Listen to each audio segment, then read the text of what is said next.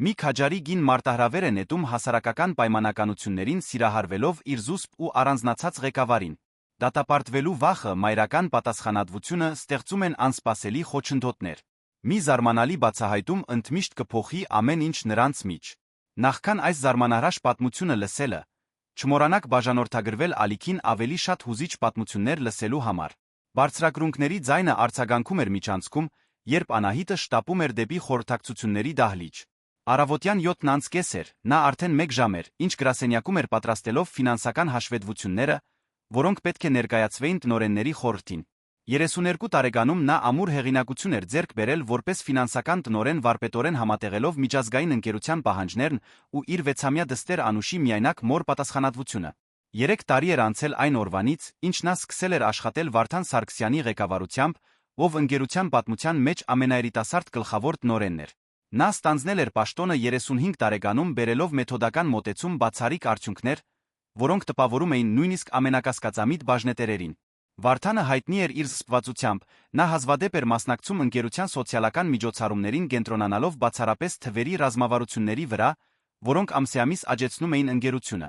Նրանց հարաբերությունները միշտ եղել էին մասնագիտական, բայց Անահիտը չէր կարող անտեսել այն տարօրինակ ներդաշնակությունը,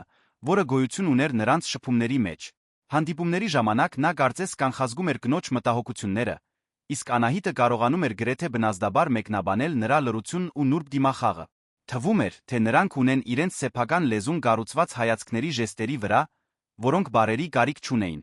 Այդ առավոտ Վարդանը մտավ դահլիճ ուղիղ ժամը 8-ին, ինչպես միշտ։ Անահիտը թաքուն հետում էր, թե ինչպես է նա տեղավորվում սեղանի գլխին դասավորելով փաստաթղթերը բնորոշ ճշգրտությամբ։ Մուգ կապույտ կոստյումն ընդգծում էր նրա բաց գույնի աչքերը, Անահիտը զգաց, որ սովորականից ավելի է շեղվում։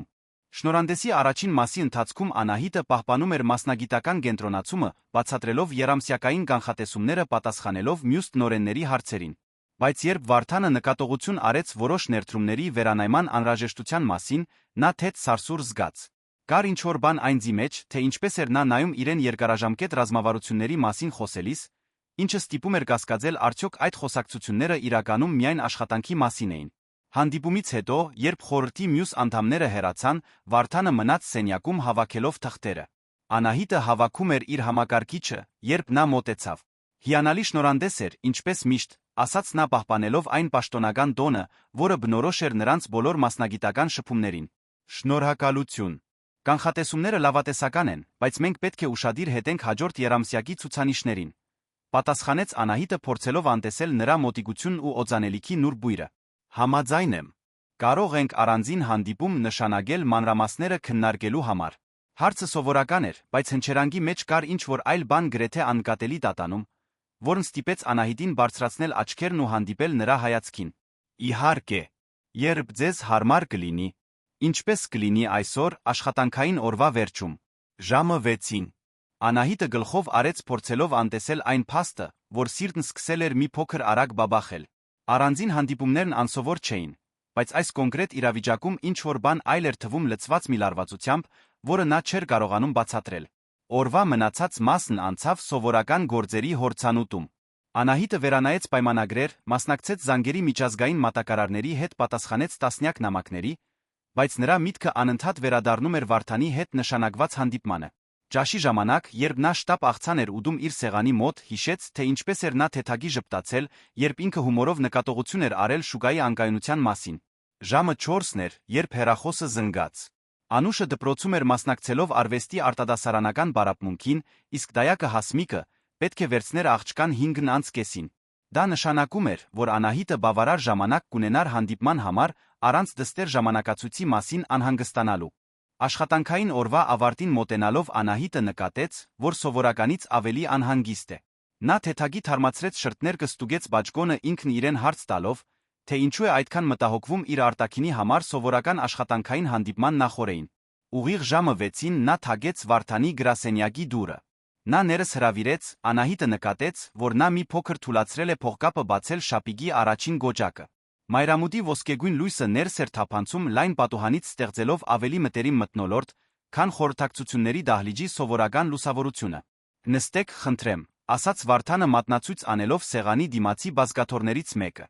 Սուրճ կցանկանաք։ Այո, շնորհակալություն։ Նա ուղղվեց դեպի սենյակի անկյունում գտնվող սուրճի մեքենան։ Անահիտը հետում էր նրա ճշգրիտ շարժումներին, երբ նա պատրաստում էր երկու բաժակ նկատելով, որ նա կարծես հստակ գիտեր իր նախասիրությունները առանց երբե հարցնելու։ Սուրճը մի քիչ շաքարով էր մի պտղունց դարչինով ճիշտ այնպես, ինչպես նա էր սիրում։ Ինչպես գիտեք, որ ես սուրճն այսպես եմ խմում։ Հարցը դուրս թռավ նախքան նա կհասցներ զսպել իրեն։ Վարդանը մի պահ կանգ առավ բաժակը շուրթերին մոտեցնելիս։ Ես նկատում եմ։ Իմ աշխատանքի մի մասն է լավ ճանաչել իմ թիմին։ Բայց պատասխանի մեջ կար ինչ-որ բան, որն այլ կերպ էր հնչում։ Կարծես նա թաքցնում էր իրական պատճառը։ Անահիտը զգաց, որ այտերը թեթագի կարմրում են, որոշեց կենտրոնանալ մասնագիտական քննարկման վրա անհարմարությունը թաքցնելու համար։ Հաջորդ 40 րոպեները նրանք անցկացրեցին աղյուսակները վերանայելով ներդրումային ռազմավարությունները քննարկելով։ Վարդանը փայլուն էր իր վերլուծություններում, Անահիտը կրկին տպավորված էր նրա գիտելիքների խորությամբ։ Բայց լինում էին պահեր, երբ նա նկատում էր, որ Վարդանը նայում է իրեն այնպես, ինչն անցնում էր մասնագիտական հետաքրքրության սահմանները, կարծես փորձում էր վերծանել թվերից ու գրաֆիկներից այն կողմ գտնվող ինչ-որ բան։ Երբ վերջապես ավարտեցին բոլոր փաստաթղթերի վերանայումը, Վարդանը թիկն տվեց աթոռին մի քանի վայրկյան լուր նայեց նրան։ Անահիտ, կարող եմ մի անձնական հարց տալ։ Նրա սիրտը մի պահ կանգ առավ։ Իհարկե, դուք երբեք չեք հոգնում։ Այս ամենը համատեղելուց աշխատանքը, ձեր դուստրը, բոլոր պատասխանատվությունները։ Հարցն անակնկալ էր։ Վարդանը հազվադեպ էր անձնական հարցեր տալիս միշտ պահպանելով հարգալից մասնագիտական հեռավորություն։ Երբեմն, անկեղծ պատասխանեց Անահիտը։ Բայց անուշն իմ առաջնահերթությունն է, իմ աշխատանքն այստեղ թույլ է տալիս նրան ապահովել այն գայունությունը, որն անհրաժեշտ է։ Ինչո՞ւ եք հարցնում։ Ես հիանում եմ ձեզնով։ Այն ձով, թե ինչպես եք կարողանում լինել լավագույնը ամեն ինչում, ինչ անում եք, նույնիսկ այսքան պահանջների պայմաններում։ Դա տպավորիչ է։ Նրա ձայնի մեջ այնպիսի անկեղծություն կար, որ Անահիտի կրծքում ինչ-որ բան սեղմվեց։ Շնորհակալություն։ Դա շատ բան է նշանակում ձեզնից լսելը։ Հաջորդող լռությունը տարբերվում էր այն հարմարավետ լռությունից, որը նրանք սովորաբար ունենում էին հանդիպումների ժամանակ։ Սա լցված էր չասված ինչ-որ բանով, մի լարվածությամբ, որը նրանցից ոչ մեկը չէր շտապում խզել։ Վարդանն առաջինը շարժվեց վեր գնալով մոտենալով պատուհանին։ Մտնում է։ Դուք չպետք է գնայիք Անուշի հետից։ Անահիտը ստուգեց ժամը հեռախոսով նկատեց, որ արդեն 7-ն անց էր։ Հասմիկն արդեն վերցրել է նրան։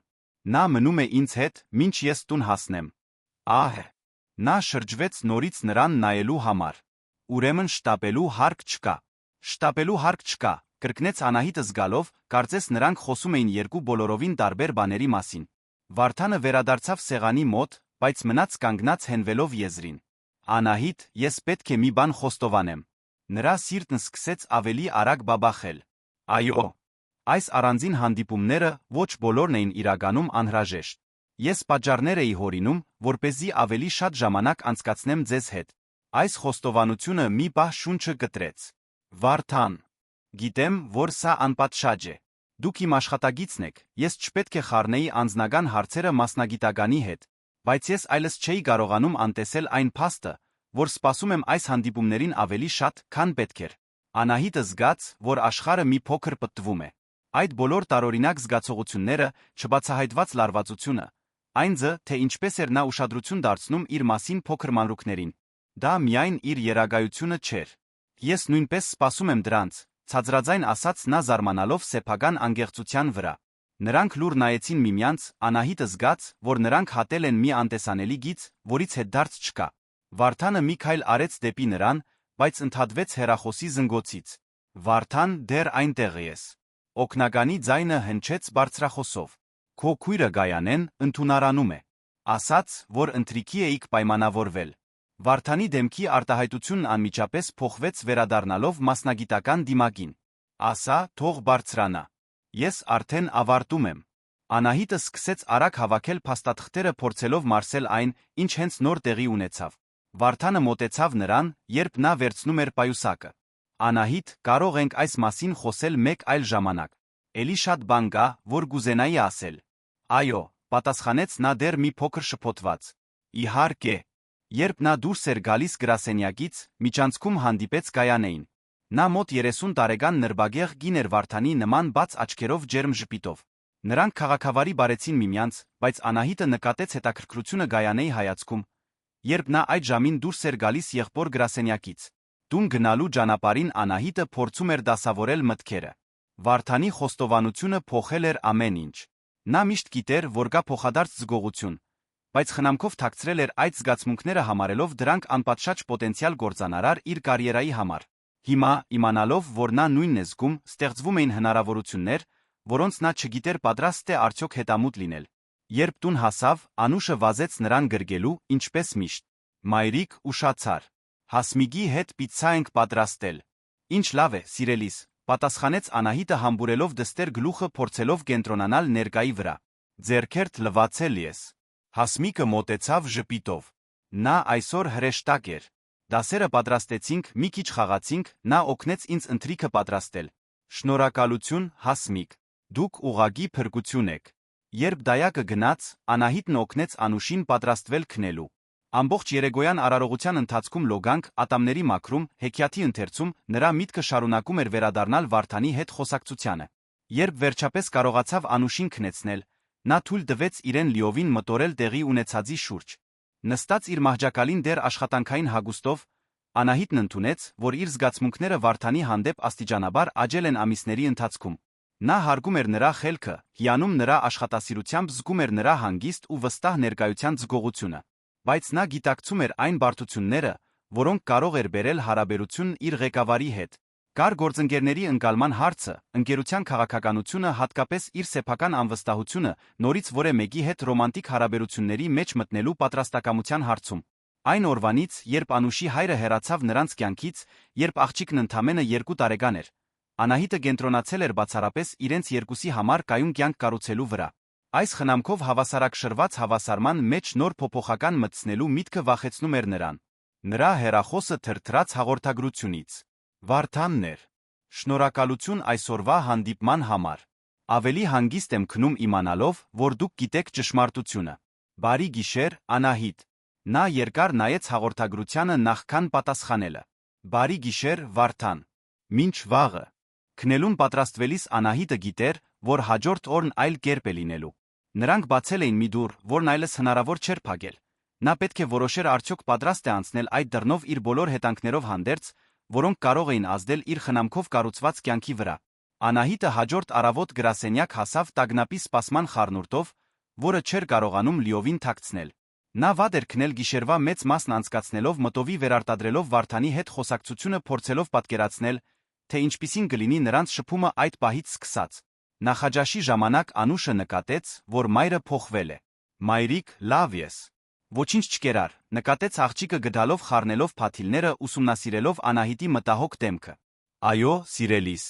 Պարզապես աշխատանքի մասին եմ մտածում, ստեց Անահիտը ստիպված ժպտալով։ Այսօր ֆիզկուլտուրա ունես, չէ։ Չմոռանաս պայուսագիտ մեջ լրացուցիչ մարզակոշիկներ դնել։ Անուշը գլխով արեց, բայց շարունակեց նայել մորն այն սուր հայացքով, որը երբեմն վախեցնում էր Անահիտին իր հասունությամբ։ 6 տարեկանում աղջիկն արդեն ցուցաբերում էր իր շրջապատի մեծահասակների էմոցիաները կարդալու զարմանալի կարողություն, որը թերս զարգացել էր բաժանման ամենադժվար տարիներին մոր դրամատրության փոփոխությունները հասկանալու անհրաժեշտությունից։ Գրասենյակում Անահիտը փորձում էր պահպանել սովորական աշխատակարգը, բայց նկատեց, որ կենտրոնացումը տուժում է։ Ամեն անգամ, երբ միջանցքում քայլերի ձայն էր լսում, սիրտն արագանում էր մտածելով, որ դա կարող է լինել Վարդանը։ Ժամը 10-ին, երբ նա վերջապես անցավ ֆինանսական բաժնով գնալով ժողովի, նրանք փոխանակեցին կարճ, բայց իմաստալից հայացք։ Բարի լույս բոլորին, ողջունեց նա ամբողջ բաժնին պահպանելով սովորական մասնագիտական տոնը, բայց Անահիտը նկատեց, որ նրա հայացքը մի փոքր ավելի երկար մնաց իր վրա, քան մյուս գործընկերների։ Բարի լույս, Վարդան, միահամուռ պատասխանեցին բոլորը, ներառյալ Անահիտը, ով փորձում էր ձայնը կայուն պահել։ Արամը մարքեթինգի տնօրենը, ով աշխատում էր Հարան սենյակում, մոտեցավ Անահիտին Վարդանի գնալուց անմիջապես հետո։ Այսօր շեխի մեջ ինչ-որ փոփոխություն չնկատեցիր, հարցրեց նա ձայնը դավադրաբար ցածրացնելով։ Կարծես, չգիտեմ, ավելի հանգիստ է։ Անահիտը զգաց, որ արյունը խփում է դեմքին։ Ոչ մի տարբերություն չնկատեցի, պատասխանեց նա ձացնելով, թե խորասուզված է աղյուսակների մեջ։ Թերս պատճառն այն է, որ վերջին երամսյակի թվերը բացառիկ էին։ Հավանաբար գոհ է թիմի աշխատանքից, ավելացրեց Լիլիթը ավագ վերլուծաբանը միանալով խոսակցությանը։ Կամ գուցե վերջապես որոշել է, որ անձնական կյանքի կարիք ունի, մեկնաբանեց Արամը չարաճճի ժպիտով։ Այդ մարդը շատ է աշխատում։ Առողջարար չէ այդքան ժամանակ մենակ մնալը։ Արամի նկատողություն ստիպեց Անահիտի ստամոքսին սեղմվել։ Նա երբեք լրջորեն չէր մտածել Վարդանի անձնական կյանքի մասին աշխատանքից դուրս։ Գիտեր, որ նա ամուսնացած չէ, հազվադեպ էր խոսում սոցիալական պարտավորությունների մասին, բայց երբեք չէր հարցրել այդ ընտրության պատճառները։ Դա մենություն ուներ, աշխատանքին չափազանց նվիրվածություն, թե պարզապես անձնական կյանքը գաղտնի պահելու նախընտրություն։ Ճաշի ժամանակ Անահիտը որոշեց ուտել առաջին հարկի սրճարանում սովորականի պես պատվիրելու փոխարեն։ Նրան պետք էր մի քանի րոպեով դուրս գալ աշխատանքային միջավայրից մտքերը պարզելու համար։ Մինչ սպասում էր իր պատվերին, զգաց ծանոթ ներկայություն իր կողքին։ Կարող եմ միանալ ձեզ։ Վարդանի ձայնը ստիպեց նրան արագ շրջվել։ Իհարկե, պատասխանեց նա փորձելով բնական եղալ, երբ նա նստեց դիմացի փոքր սեղանի շուրջ։ Երեք երեկոյան մասին, սկսեց նա ձայնը ցածր պահելով։ Հուսով եմ ձեզ անհարմար չեմ զգացրել։ Ոչ։ Իրականում ես, Անահիտը տատանվեց փնտրելով ճիշտ բառերը։ Ես ուրախ եմ, որ դուք անգեղծ եղաք։ Վարդանը ժպտաց, Անահիտը նկատեց, որ առաջին անգամն է տեսնում նրան իրոք հանգիստ աշխատանքային միջավայրում։ Ես այլս չէի կարողանում ծածնել, թե այդ հանդիպումները միայն մասնագիտական էին։ Իսկ հիմա, ինչ ենք անելու այս տեղեկության հետ։ Հարցն ավելի ուղիղ ստացվեց, քան նա նախատեսել էր։ Դա կախված է ձեզնից, պատասխանեց նա թեթագի առաջ թեքվելով։ Ես չեմ ուզում ճնշել ձեզ կամ ստեղծել դժվար իրավիճակ։ Գիտեմ, որ դուք պետք է մտածեք Անուշի մասին, ձեր դիրքն այս ընկերությունում շատ կարևոր է։ Դստեր հիշատակումն ստիպեց Անահիտին հիշել իր ուսերին ծանրացած բոլոր պատասխանատվությունները։ Բարդ է, Վարդան։ Շատ բարդ։ Գիտեմ։ Եվ հենց դրա համար էլ ես պատրաստ եմ շարժվել ձեր տեմպով, եթե դուք ցանկանաք ուսումնասիրել սա, ինչ էլ որ սա լինի։ Նախքան Անահիտը կհասցներ պատասխանել, Տիգրանը գադրերի բաժնիտ նորենը հայտնվեց նրանց սեղանի մոտ։ Ինչ անակնկալ է ձեզ երկուսիդ այստեղ տեսնելը։ Կարող եմ միանալ։ Իհարկե, արագ ասաց Վարդանը վերադառնալով պաշտոնական տոնին։ Մենք պարզապես քննարկում էինք հաջորդ եռամսյակի բյուջեի ճշգրտումները։ Անահիտը գլխով արեց տպավորված այն հեշտությամբ, որով Վարդանը կարողանում էր անցնել անձնականից մասնագիտականի։ Տիգրանը նստեց սկսեց խոսել արտոնությունների քաղաքականության փոփոխությունների մասին, բայց Անահիտը հազիվ էր կարողանում ուշադրություն դարձնել։ Նրա միտքը կենտրոնացած էր Վարդանի խոստման վրա շարժվել իր տեմպով, այն ամենի վրա, թե ինչ կարող էր դա նշանակել։ Կեսօրին Վարդանը ստիպված էր մեկնել այլ քաղաք ներդրողների հետ հանդիպման։ Անահիտը զգաց, որ նրա բացակայությունը տարօրինակ դատարկություն է ստեղծում գրասենյակում։ Նա մի քանի անգամ նկատեց իրեն նայելիս նրա հարկի ուղղությամբ գիտակցելով, որ նա այնտեղ չէ։ Հայկը երիտասարդ վերլուծաբանը, ով վերջերս էր ընդունվել աշխատանքի, մոտեցավ նրա սեղանին օրվա վերջում։ Անահիտ, մի րոպե ունեք։ Որոշ կանխատեսումների հարցում դժվարանում եմ մտածեցի, որ դուք կարող եք օգնել։ Իհարկե, Հայկ։ Ցույց տուր, թե ինչ ես անում։ Մինչ նա բացատրում էր ֆինանսական հասկացությունները երիտասարդին, Անահիտը հիշեց, թե ինչպես էր Վարդանը նույնն անում իր հետ, երբ ինքը նոր էր եկել ընկերություն։ Նա միշտ պատրաստակամ էր սովորեցնել, համբերատար էր աշխատագիտների հարցերի հանդեպ։ Անահիտը հիանում էր նրա այդ որակով։ Շնորհակալություն, Անահիտ։ Դուք շատ լավ եք բացատրում, ասաց Հայկը, երբ ավարտեցին։ Վստահ եմ, որ հիանալի մայրիկ եք նա։ Մեկնաբանություն անակնկալ էր։ Ինչպես թե։ Ահ, կներեք։ Չէի ուզում անձնական սահմաններն անցնել։ Պարզապես ձեր սեղանին դստեր նկարներն են, երում է, որ շատ նվիրված եք նրան։ Պետք է որ դժվար լինի այս ամենը համատեղելը։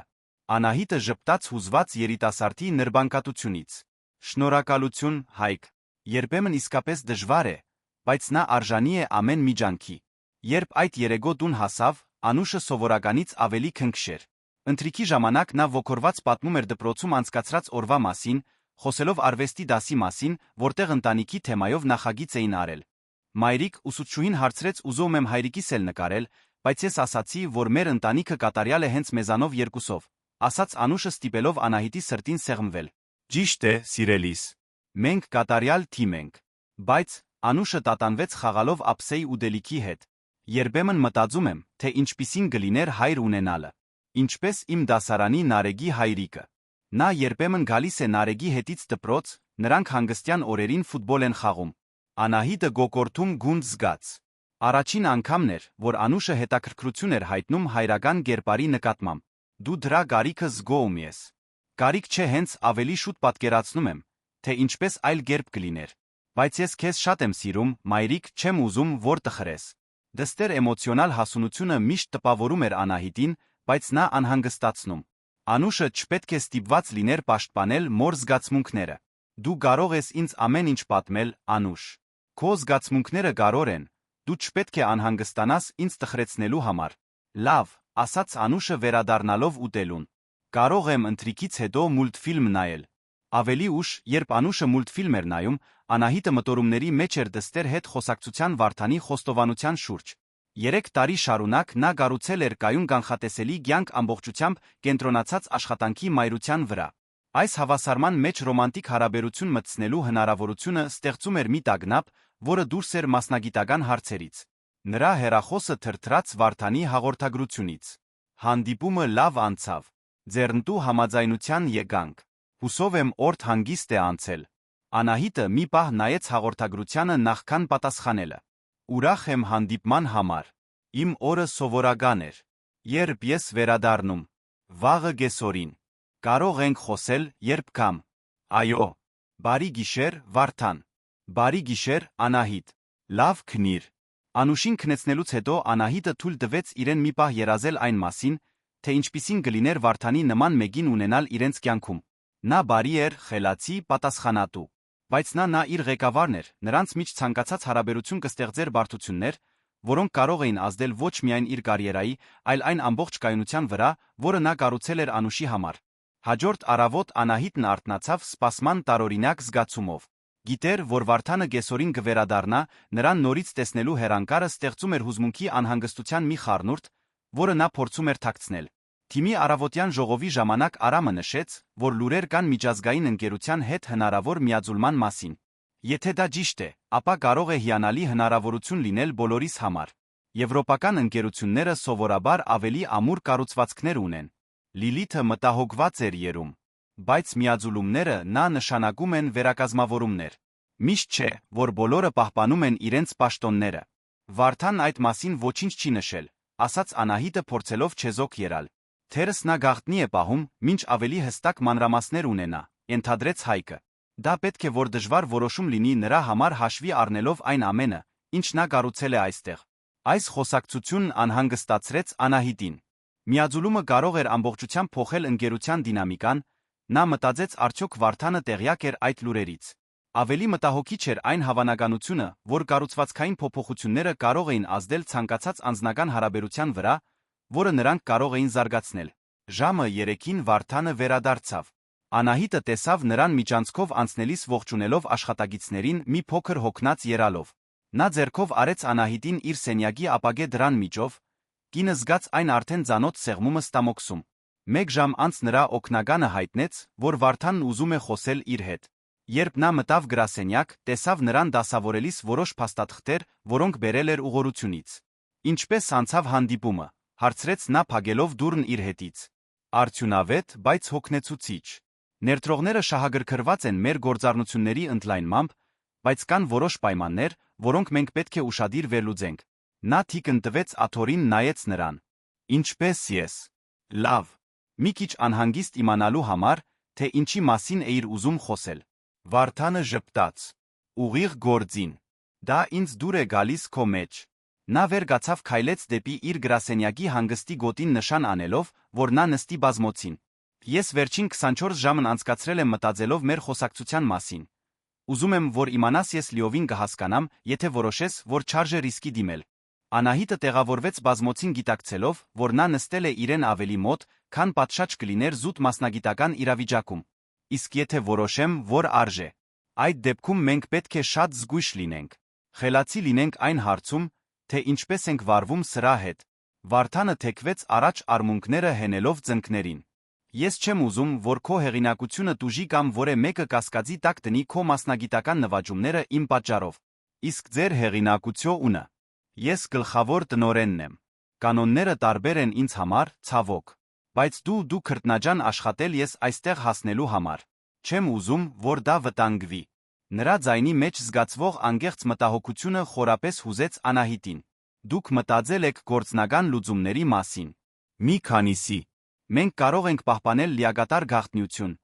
մինչ որոշենք արդյոք սա իրոք պոտենցիալ ունի։ Եթե ունենա, մենք կարող ենք վերակառուցել հիերարխիան այնպես, որ դուք ուղղակիորեն ինձ չզեկուցեք։ Ընկերությունում կան նմանատիպ ճշգրտումների նախադեպեր։ Անահիտը տպավորված էր այն մանրակրկիտությամբ, որով նա դիտարկել էր հարցը։ Դուք իրոք ամեն ինչի մասին մտածել եք, չէ։ Ես այդպես եմ աշխատում։ Վերլուծում եմ բոլոր հնարավոր սցենարները նախքան կարևոր որոշում կայացնելը։ Նա դատանվեց։ Եվ սա շատ կարևոր կլիներ ինձ համար, Անահիտ։ Ավելի կարևոր, քան ես սպասում էի։ Նրա սիրտն արագացավ այս խոստովանությունից։ Ինձ համար նույնպես, ցածրաձայն խոստովանեց նա։ Նրանք մի պահ լուր մնացին, փոխադարձ խոստովանության ծանրությունը օդում կախված էր։ Վարդանը տատանվելով ձեռքը մեկնեց դեպի նրա ձեռքը կանգ առնելով մի քանի սանտիմետր հեռավորության վրա։ Կարող եմ, հարցրեց նա։ Անահիտը գլխով արեց, նա նրբորեն միահյուսեց իր մատները կնոջ մատների հետ։ Հպումը պարզ էր, բայց իմաստալից, Անահիտը ջերմության ալիք զգաց իր բազկով։ Ուրեմն մենք սա անոում ենք, հարցրեց նա։ Կամաց։ Զգույշ։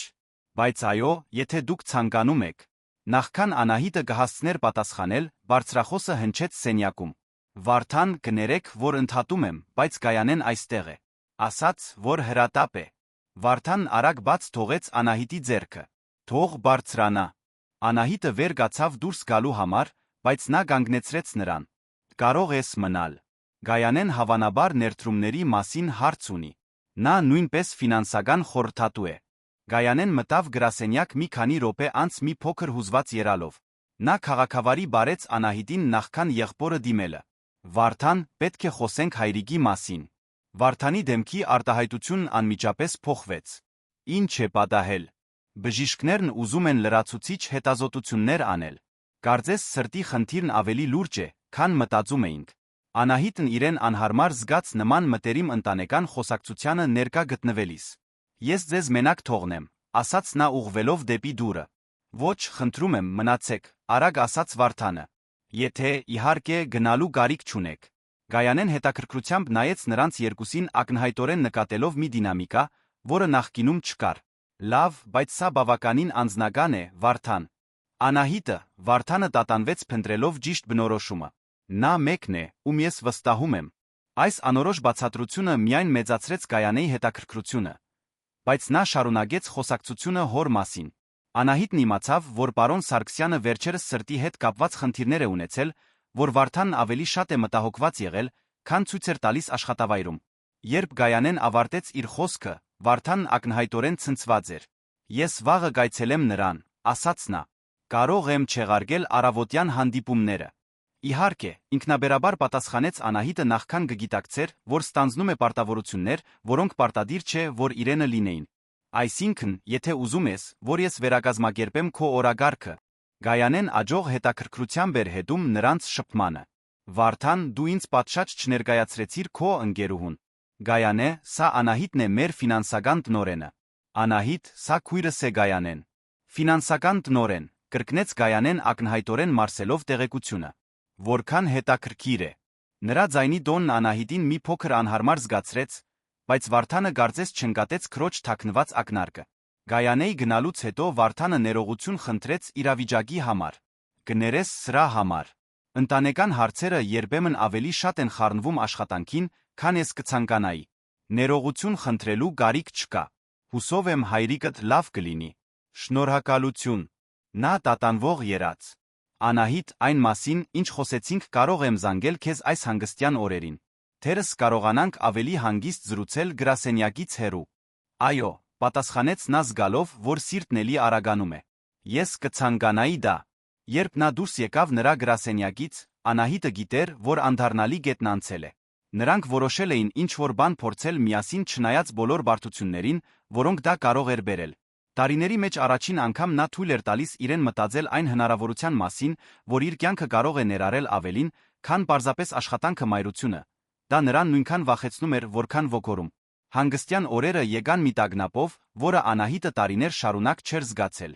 Վարդանը զանգել էր ուրբաթ երեկոյան, երբ Անուշն արդեն քնած էր։ Նրանք ավելի քան 1 ժամ խոսել էին տարբեր թեմաներից սկսած նրա հոր առողջական վիճակից մինչ մանկության հիշողություններ։ Խոսակցության հեշտությունը զարմացրել էր Անահիտին, ով բացահայտեց, որ Վարդանն ունի նուրբ հումորի զգացում լսելու այնպիսից, որն իրեն ստիպում էր զգալ իսկապես հասկացված։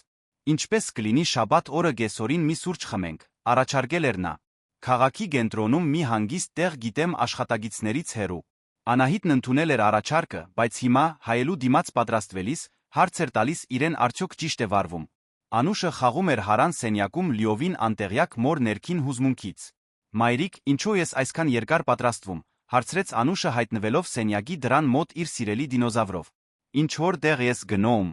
Գնում եմ մի ընկերոջ հանդիպելու զրուցելու համար, պատասխանեց Անահիտը փորձելով բնական ելալ, մինչդեռ աչքերի մատիտն էր քսում։ Աշխատանքի ընկեր է։ Այո, աշխատանքի։ Անուշն ուսումնասիրեց մորն իր սուր հայացքով։ Դու այսօր ուրիշ ես։ Ավելի։ Չգիտեմ, փայլուն։ Անահիտը ժպտաց դստերը հայելու մեջ։ Փայլուն ինչպես։ Ինչպես երբ իսկապես ուրախ ես լինում, ոչ թե պարզապես ուրախ, որովհետև այդպես է պետք։ 6-ամյա աղջկա նկատողությունը դիպավ Անահիտի սրտին։ Զարմանալի էր գիտակցել, որ իր դուստրն այդքան ճշգրիտ տարբերակում էր իր ուրախության տեսակները։ Հասմիկը կմնա քեզ հետ, մինչ ես գամ, լավ։ Կարող եք միասին թխվածքաբլիթներ պատրաստել, ինչպես պայմանավորվել էինք։ Լավ, բայց մայրիկ։ Այո, սիրելիս։ Եթե այդ ընկերը լավն է, կարող ես ինձ էլ ծանոթացնել նրա հետ։ Անահիտի սիրտը սեղմվեց։ Թերս ինչ որ օր։ Բայց սկզբում մայրիկը պետք է նրան ավելի լավ ճանաչի։ Վարդանն ընտրել էր մի փոքրիկ ու հարմարավետ սրճարան կենտրոնի հանգիստ փողոցներից մեկում։ Երբ Անահիտը հասավ, նա արդեն այնտեղ էր ջինսով սովորական շապիկով, ինչը նրան ավելի երիտասարդ ու հասանելի էր դարձնում, քան գրասենյակում։ Նա վեր կացավ, երբ տեսավ նրան ժպտալով այնպես, որ Անահիտի ստամոքսում թիթեռնիկներ հայտնվեցին։ Հեշտ կտար տեղը, հարցրեց նա հետ քաշելով աթոռը, որպեսզի գինը նստի։ Այո, շատ հաճելի տեղ է։ Հաճախ ես այստեղ գալիս։ Երբեմն, երբ կարիք ունեմ գրասենյակից դուրս գալու մտածելու։ Տերը մի իտալացի պապիկ է, ով քաղաքի լավագույն կապուչինոն է պատրաստում։ Նրանք սուրճ պատվիրեցին մի կտոր տորտ կիսելու համար։ Անահիտը զարմացավ իրավիճակի բնական լինելուց։ Կորպորատիվ միջավայրից հեռու Վարդանն ավելի հետաքրքիր էր, քան նա պատկերացնում էր։ Նա խոսեց լուսանկարչության հանդեպ իր գրքի մասին մի հոբբի, որը գաղտնի էր պահում գործընկերներից, այն մասին, թե ինչպես էր բացահայտել այս սրճարանը տարիներ առաջ ծնողների բաժանումից հետո ունեցած մի ծանր օրվա ընթացքում։ Ես երբեք չգիտեի, որ ծնողներդ բաժանված են, ասաց Անահիտը խառնելով շաքարը սուրճի մեջ։ Դա եղավ, երբ ես 25 տարեկան էի։ Մինչ այդ ես կարծում էի, որ նրանք կատարյալ ամուսնություն ունեն։ Դա կործանարար էր բացահայտելը, որ նրանք տարիներ շարունակ դժբախտ են եղել, պարզապես պահպանել են ձականությունները։ Դա պետք է որ ազդած լինի հարաբերությունների մասին քո պատկերացումների վրա։ Վարդանը մտախոհ գլխով արեց։ Երկար ժամանակ այո։ Ես դարձել էի չափազանց զգույշ պարտավորությունների հարցում։ Իմ նախկին նշանածը սովորաբար ասում էր, որ ես մեր հարաբերությունները վերլուծում եմ այնպես, կարծես դա բիզնես նախագիծ լինի։ Դու նշանված ես եղել։ Հարցն ավելի մեծ զարմանքով դուրս եկավ, քան Անահիտը նախատեսել էր ցույց տալ։ 2 տարի։ Բաժանվեցինք 3 տարի առաջ գլխավոր տնօրենի պաշտոնը ստանձնելուց անմիջապես առաջ։ Նա ասաց, որ երբեք առաջնահերթություն չի լինի իմ կյանքում, նա ճիշտ էր։ Վարդանը նայեց ուղիղ Անահիտին։ Բայց հիմա ես հասկանում եմ, որ հարցը առաջնահերթությունների մեջ չէր։ Հարցն այն էր, որ ես դեռ չէի հանդիպել ճիշտ մարդուն։ Այս խոսքերն ստիպեցին Անահիտին թեթագի կարմրել։ Իսկ ինչպես ես իմանում, երբ հանդիպում ես ճիշտ մարդուն։ Երբ դադարում ես վերլուծել, պարզապես զգում ես։ Նա ձեռքը մեկնեց սեղանի վրայով նրբորեն դիպչելով կնոջ մատներին։ Ինչպես հիմա։ Նրանք խոսեցին 2 ժամ լիովին գործնելով ժամանակի զգացողությունը։ Անահիտը պատմեց Անուշին միայնակ մեծացնելու դժվարությունների մասին, այն մասին, թե որքան դժվար էր նորից կարիերա սկսելը այն բանից հետո, երբ նախկին ընկերը լքեց նրանց իր ապագայի երազանքների մասին։ Վարդանը լսում էր ուշադիր տալով հարցեր, որոնք ցույց էին տալիս անկեղծ հետաքրքրություն նրա աշխարհայացքը հասկանալու հարցում։ Կարող եմ մի հարց տալ Անուշի մասին, ասաց նա, երբ Անահիտն ավարտում էր պատմել դստեր ուսումնական հաջողությունների մասին։ Իհարկե։ Ինչպես կբացատրեիր նրան, եթե մենք սկսեինք կանոնավոր հանդիպել։ Ես չեմ ուզում նրա համար ակնկալիքներ կամ շփոթություն ստեղծել։ Հարցը ցույց տվեց մի նրբանկատություն, որը խորապես հուզեց Անահիտին։ Անկեղծ ասած, ես դեռ չեմ մտածել բոլոր մանրամասների մասին։ Անուշը շատ նկատող է, նա արդեն զգացել է, որ ես փոխվել եմ։ Բայց կարծում եմ պետք է վստահ լինեմ մեր քայլերի մեջ նախքան նրան ներգրավելը։ Դա խելամիտ է, համաձայնեց Վարդանը։ Իսկ որքան ժամանակ է քեզ պետք այդ վստահությունն ունենալու համար։ Անահիտը ժպտաց։ Ինչպես կլինի սկսենք դանդաղ տեսնենք, թե ինչպես ենք զգում մեզ։ Երբ վերջապես դուրս եկան սրճարանից, Արը մայր էր մտնում երկինքը ներգելով ոսկեգույն երանգներով։ Վարդանը պնդեց ուղեկցել նրան մինչ մեքենան, երբ հրաժեշտ տվեցին, կար մի պահ տատանում, երբ երկուսն էլ անվստահ էին թվում, թե ինչպես ավարտել հանդիպումը։ Ես շատ կուզենայի համբուրել քեզ, ցածրաձայն ասաց Վարդանը, բայց չեմ ուզում շտապեցնել իրադարձությունները։ Ես էլ կուզենայի, պատասխանեց Անահիտը, բայց դու ճիշտ ես։ Եկեք դանդաղ շարժվենք։ Նա մի քանի վայրկյան ավել պահեց նրա ձեռքը նախքան հրաժեշտ տալը։ Անահիտը տուն գնաց դեմքին ակամա ժպիտով։ Տանը Հասմիկը պատմեց, որ Անուշն իրեն հիանալի է պահել, որ նրանք շոկոլադե թխվածքաբլիթներ են պատրաստել, որոնք արդեն հովանում էին խոհանոցում։ Երբ դայակը գնաց, Անուշը հետաքրքրությամբ մոտեցավ մորը։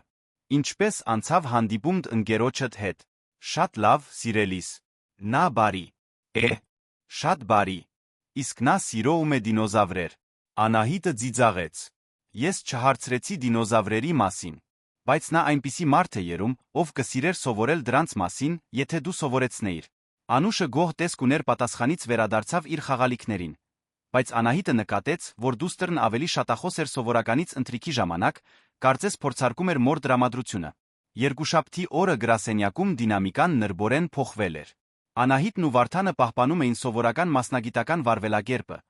բայց նրանց միջ կար նոր գիտակցություն փոխադարձ ժպիտներ հայացքներ, որոնք տում էին մի քանի վայրկյան ավել, քան անհրաժեշտ էր։ Երեքշաբթի օրը տնօրենների խորհրդի նիստի ժամանակ էր, որ Անահիտը հասկացավ, որ ուրիշներն էլ են նկատում ինչ-որ փոփոխություն։ Տիգրանը կադրերի բաժնից պատահական նկատողություն արեց այն մասին, թե որքան հանգիստ է երում Վարդանը վերջերս, իսկ Արամը նշեց, որ Անահիտը վերջին օրերին փայլում է։ Հավանաբար գարնան գալուստն է, կատակեց Լիլիթը։ Բոլորն ավելի աշխույժ են դառնում տարվա այս եղանակին։ Անահիտը զգաց, որ արյունը խփում է դեմքին, խուսափեց ուղիղ նայել Վարդանին, ով չեզոք արտահայտություն պահպանեց ամբողջ ընթացքում։ Նիստից հետո Վարդանը միջանցքում աննկատ հասավ նրան։ Կարող ենք առանձին խոսել։ Նրա գրասենյակում նա փակեց դուռը, անցավ անմիջապես գործին։ Կարծում եմ մենք շատ ակնհայտ ենք դառնում։ Այդպես ես կարծում։ Ես փորձել եմ սովորական լինել։ Այո, բայց ես այս մարդկանց տարիներ շարունակ ճանաչում եմ։ Նրանք զգում են, երբ ինչ-որ բան այլ է։ Վարդանը մոտեցավ պատուհանին մտահոգ եռալով։ Թերս պետք է էլ ավելի զգույշ լինենք։ Ինչ ես առաջարկում։ Ավելի քիչ շփում գրասենյակում, գոնե առայժմ։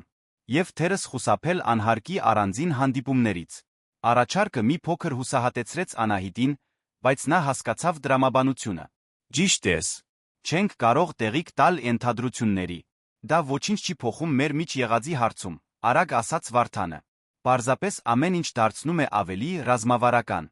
Նույն օրը կեսօրին Անահիտն անսպասելի այցելու ունեցավ։ Սաթենիկը մարքեթինգի բաժնի գործընկերուհին, ում հետ քիչ էր շփվում, մոտեցավ նրա սեղանին մի արտահայտությամբ, որը հետաքրքրության կարծես դժգոհության խառնուրդ էր։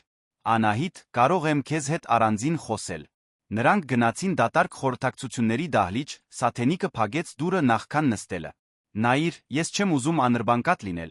բայց որոշ մարդիկ խոսում են, որ դու Վարդանը վերջերս ավելի մոտ եք։ Անահիտի սիրտն սկսեց ավելի արագ բաբախել։ Չեմ հասկանում, ինչ նկատի ունես։ Անահիտ, ես 10 տարի է այս ընկերությունում եմ աշխատում։ Ես ճանաչում եմ նշանները։ Սաթենիկը թեքվեց առաջ։ Լսիր, ես չեմ դատում։ Վարդանը գրավիչ հաջողակ տղամարդ է։ Բայց դու պետք է իմանաս, որ քեզ հետում են։ Ով է հետում։ Այն մարդիկ, ովքեր կարող են լավ աչքով չնայել աշխատակցի գլխավոր տնօրենի միջ հարաբերություններին։ Հատկապես հաշվի առնելով քո դիրքն այստեղ։ Սաթենիկի տոնը միաժամանակ մտահոգված էր հովանավորչական, Անահիտը զգաց բարկության տագնապի խառնուրդ։ Ոչ մի անպատշաճ բան տեղի չի ունենում, ասաց նա ձայնը գայուն պահելով։ Հուսով եմ դա ճիշտ է։ Որովհետ դու շատ քրտնաջան ես աշխատել այստեղ հասնելու համար։ Ափսոս կլիներ տեսնել, թե ինչպես է դա վտանգվում անձնական բարդությունների պատճառով։ Սաթենիկի գնալուց հետո Անահիտը մենակ մնաց դահլիճում մարսելով խոսակցությունը։ Դա հենց այն իրավիճակն էր, որից նա վախենում էր հենց սկզբից։ Կապ չունի, թե որքան զգույշ կլինեին նրանք, մարդիկ միշտ կգտնեին ձեր ենթադրություններ անելու դատելու համար։ Երբ այդ երեկո տուն հասավ, Անուշն անմիջապես նկատեց, որ ինչ-որ բան այն չէ։ Մայրիկ, տխո ուր ես։ Մի քիչ մտահոգված եմ աշխատանքի պատճառով, սիրելիս։ Քո բարի ընկերն օգնում է քեզ մտահոգություններիդ հարցում։ Դստեր անմեղ հարցն ստիպեց Անահիտին գիտակցել, որ ինչ-որ առումով Վարդանը դարձել է նա Անուշի մտքերի մի մասը, նույնիսկ առանց նրանց ուղղակիորեն քննարկելու։ Նա փորձում է օգնել, այո։ ուրեմն նա պետք է որ շատ լավը լինի։ Այն մարդիկ, ովքեր օգնում են, երբ մենք մտահոգված ենք, հատուկ են։ Այդ գիշեր Անուշին քնեցնելուց հետո Անահիտը զանգ ստացավ Վարդանից։ Նա պատմեց Սաթենիկի հետ խոսակցության մասին, Վարդանն ակնհայտորեն վրդովվեց։ Ես վախենում էի, որ դա տեղի կունենա, ասաց նա։ Անահիտ, եթե ուզում ես հետ կանգնել։ Ոչ, արագ պատասխանեց նա։ Չեմ ուզում հետ կանգնել։ Բայց ինձ պետք է իմանալ, որ դու պատրաստ ես սա ինձ հետ միասին հաղթահարել։ Իհարկե պատրաստ եմ։ Բայց ես չեմ կարող թույլ տալ, որ քո հեղինակությունը տուժի իմ պատճառով։ Իսկ եթե դա քո պատճառով չէ, իսկ եթե դա նրա համար է, որ ես եմ ընտրել այդ ռիսկին դիմել։ Վարդանը մի պահ լուռ մնաց։ Վստահ ես։ Վստահ եմ։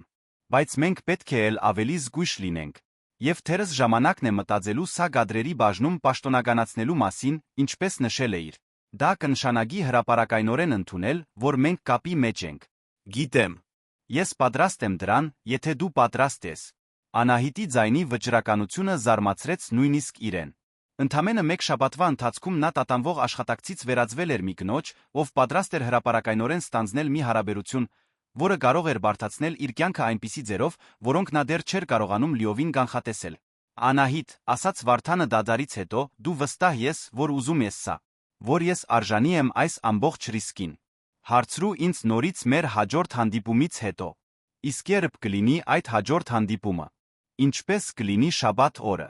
Բայց այս անգամ ինչպես կլինի ծանոթանաս Անուշի հետ։ Առաջարկը դուրս թռավ նրա բերանից նախքան նա կհասցներ այն լիովին վերլուծել։ Բայց հենց ասաց, հասկացավ, որ դա հենց այն է, ինչ ուզում է։ Եթե նրանք պատրաստվում էին ինչ-որ բան կառուցել միասին, Վարդանը պետք է ճանաչեր իր կյանքի ամենակարևոր մասը։ Վստահ ես, հարցրեց նա ակնհայտորեն զարմացած։ Վստահ եմ։ Եթե սա պետք է ստացվի, նա պետք է քեզ սիրի։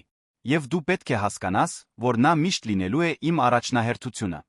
Ես այլ բան չէի էլ սպասում, պատասխանեց Վարդանը։ Եվ Անահիտ, ինձ համար մեծ պատիվ է, որ դու ուզում ես ինձ ծանոթացնել նրա հետ։ Հեռախոսն անջատելուց հետո Անահիտն իրեն թե սարսափած զգաց, թե ոգորված իր կայացրած որոշումից։ Մեկ շաբաթվա ընթացքում նա զգույշ աշխատակցից դարձել էր մի կին, ով պատրաստ էր վտանգել իր խնամքով կառուցված կայունությունը մի տղամարդու համար, ում դեռ նոր էր ճանաչում։ Բայց տարիների մեջ առաջին անգամ նա զգում էր, որ իրոք ապրում է, այլ ոչ թե պարզապես գոյատում։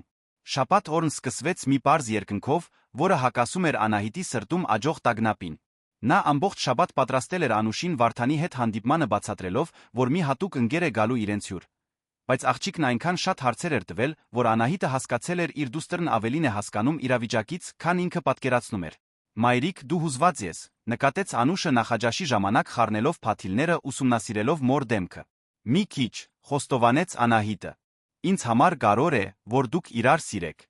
Նա սիրում է երեխաներին։ Կարծում եմ, այո։ Բայց դուք դա միասին կպարզեք։ Անուշը լրջորեն գլխով արեց, կարծես ընդունելով մի կարևոր առաքելություն։ Ես նրան ցույց կտամ իմ դինոզավրերը։ Եթե նա գոնե 3-ի անունն իմանա, կարող է մնալ։ Անահիտը ծիծաղեց չնայած հուզմունքին։ Ինչպես կլինի նրան հնարավորություն տանք, նույնիսկ եթե դինոզավրերից ոչինչ չիմանա։ Վարդանը եկավ ժամը 2-ին ճշտապահ, ինչպես միշտ։ Անահիտը հետում էր նրան պատուհանից, երբ նա կայանում էր մեքենան նկատելով, որ նա սովորական կոստյումի փոխարեն մուգ ջինսով է բաց կապույտ շապիկով։ Նա ձեռքում ինչ-որ բան էր տանում, որը նվեր էր նման, երբ մոտեցավ դրանը, Անահիտը տեսավ, որ նա նույնպես ակնհայտորեն հուզված է։ Անուշ, նա եկավ, կանչեց Անահիտը փորձելով ձայնը չեզոք պահել։ Աղջիկը վազելով դուրս եկավ հյուրասենյակից ձեռքում պահած իր սիրելի տրիցերատոպսը, բայց կտրուկ կանգ առավ, երբ ապագե դրան միջով տեսավ Վարդանին։ Մի քանի վայրկյան նա ուսումնասիրեց նրան այն վերլուծական հայացքով, որը Անահիտն այնքան լավ գիտեր։ Նա բարձրահասակ է, փսփսաց Անուշը։ Այո, ուզում ես ինձ հետ բացել դուռը։ Անուշը գլխով արեց, նրանք միասին դիմավորեցին Վարդանին։ Նա գրացավ, որպեսզի լինի Անուշի հասակին, ինչը տպավորեց Անահիտին։ Դու պետք է որ Անուշը լինես, ասաց նա ջերմ ժպիտով։ Մայրիկդ քո մասին հրաշալի բաներ է պատմել։ Անուշը նայեց Վարդանին, հետո մորը, հետո նորից Վարդանին։ Դու նվեր ես բերել։ Անուշ, հանդիմանեց Անահիտը շփոթված։ Ամեն ինչ կարգին է, ծիծաղեց Վարդանը։ Իրականում այո, բերել եմ։ Բայց սկզբում կարող եմ ծանոթանալ քո դինոզավրի հետ։ Մայրիկդ ասաց, որ դու ամեն ինչ գիտես դրանց մասին։ Անուշի աչքերը փայլեցին։ Սա տրիցերատոպս է։ Նրանք ապրել են գավջի ժամանակաշրջանում բույսեր են գերել։ Ուզում ես տեսնել մյուսներին։ Մեծ սիրով։ Անահիտը հիացած հետում էր, թե ինչպես Վարդանը հետեց Անուշին հյուրասենյակ ուշադիր լսելով, երբ նա բացատրում էր իր հավաքածուի յուրաքանչյուր դինոզավրի մասին։ Նա տալիս էր խելացի հարցեր, որոնք ցույց էին տալիս անգեղծ հետաքրքրություն։ Երբ Անուշը նշեց, որ գիշատիչ դինոզավրերը սուր ատամներ ունեին, նա այնպես ձացրեց, թե տպավորված է, ինչն ստիպեց աղջկան ձիձաղել։ Իսկ սա տիրանոզավր Ռեքսն է, բացատրեց Անուշը ձեռքում պահելով իր սիրելի մոդելը։ Նա դինոզավրերի թագավորն էր։ Տպավորիչ է, լրջորեն ասաց Վարդանը։ Վստահ եմ, որ նա շատ քաջ էր, քեզ նման։ Անուշը կարմրեց գովասանքից։ Մայրիկն ասում է, որ ես քաջ եմ, բայց երբեմն ես վախենում եմ մթից։ Բոլորն էլ ինչ-որ բանից վախենում են, պատասխանեց Վարդանը։ Նույնիսկ տիրանոզավրերը հավանաբար ինչ-որ բանից վախեցել են։ Ինչից կարող էին վախենալ։ Թերս մենակ մնալուց։ Կամ իրենց ընտանիքները պաշտպանել չկարողանալուց։ Պատասխանը կարծես գոհացրեց Անուշին, ով զգուշությամբ դրեց դինոզավրը իր տեղը դարակում։ Հիմա կարող ես տալ իմ նվերը։ Վարդանը հանձնեց խնամքով փաթեթավորված տուփը։ Ներսում հնեաբանական պեղումների մի փոքրիկ հավաքածու էր մանրագերտ գործիքներով գիպսե բլոկով, որի մեջ թաքնված էին հանածոներ բացահայտման համար։ Այսպիսով դու կարող ես իսկական հնեաբան լինել, բացատրեց Վարդանը։ Անուշը հիացած էր, Անահիտը հասկացավ, որ Վարդանն ընտրել էր մի բան, որն ապացուցում էր, որ նա իրոք ուշադիր էր եղել իր պատմածներին դստեր հետաքրքրությունների մասին։ Կեսօրվա ընթացքում նրանք ադիբուդի պատրաստեցին դինոզավրերի մասին ֆիլմ նայեցին։ Անուշը նստել էր Անահիտի Վարդանի մեջտեղում բազմոցին երբեմն մեկնաբանություններ անելով ֆիլմի գիտական ճշգրտության մասին այնպես, որ Վարդանին ծիծաղեցնում էր։ Անահիտը նկատեց, թե որքան բնական էր նա շփվում աղջկա հետ առանց որե ձագանության կամ անհարմարության։ Վարդան, ասաց Անուշը ֆիլմի հատկապես դրամատիկ տեսարանի ժամանակ, դու երեխաներ ունես։ Ոչ, չունեմ, անգեղծ պատասխանեց նա։ Ինչո՞։ Անուշ, մեղմորեն զգուշացրեց Անահիտը։ Ամեն ինչ լավ է, ասաց Վարդանը։ Դա լավ հարց է։ Կարծում եմ ես երբեք չէի հանդիպել ճիշտ մարդուն ընտանիք կազմելու համար։ Մինչ հիմա։ Պատասխան ստիպեց Անահիտին արագ նայել նրան, բայց նա շարունակեց նայել էկրանին թեթագի ժպտալով։ Ֆիլմից հետո, մինչ Անուշը խաղում էր իր նոր հնեաբանական հավաքածուով հյուրասենյակի գորքի վրա, Վարդանն ու Անահիտը զրուցում էին խոհանոցում թեթ ուտեստներ պատրաստելիս։ Նա արտակարգ է, ասաց Վարդանը հետելով Անուշին բաց դրան միջով։ Խելացի է, քնքշիկ, զվարճալի։ Դու պետք է որ շատ հպարտ լինես։ Հպարտ եմ։ Նա լավագույն բանն է, որ երբե պատահել է ինձ հետ։ Անահիտը տատանվեց։ Իսկ դու ինչ կարծիքի ես այս ամենի մասին։ Ինչի։ Մասին կոնկրետ։ Այստեղ լինելու։ Մեզ երկուսիս հետ լինելու։ Իմ որպես մոր իրականության մասին։ Վարդանը դադարեցրեց սենդվիչներ կտրելը շրջվեց նայելով նրան ուղիղ աչքերի մեջ։ Կարծում եմ, որ ես այսօր մի քիչ սիրահարվեցի ձեզ երկուսիդ։ Անահիտի սիրտը թրավ։ Վարդան։ Գիտեմ, որ սիրո մասին խոսելու համար դեռ շատ շուտ է։ Բայց Անահիտ, տեսնելով քեզ Անուշի հետ, տեսնելով, թե ինչպես եք դուք երկուսով շփվում, դա պարզապես հաստատեց այն, ինչ ես արդեն զգում էի։ Ես ուզում եմ սրա մի մասը լինել։ Նախքան Անահիտը կհասցներ պատասխանել, Անուշը հայտնվեց խոհանոցում ձեռքում պահած մի փոքրիկ հանածո, որը կարողացել էր հանել հավաքածուից։ Նայեք, ես դինոզավրի ատամ գտա, հպարտորեն հայտարարեց նա։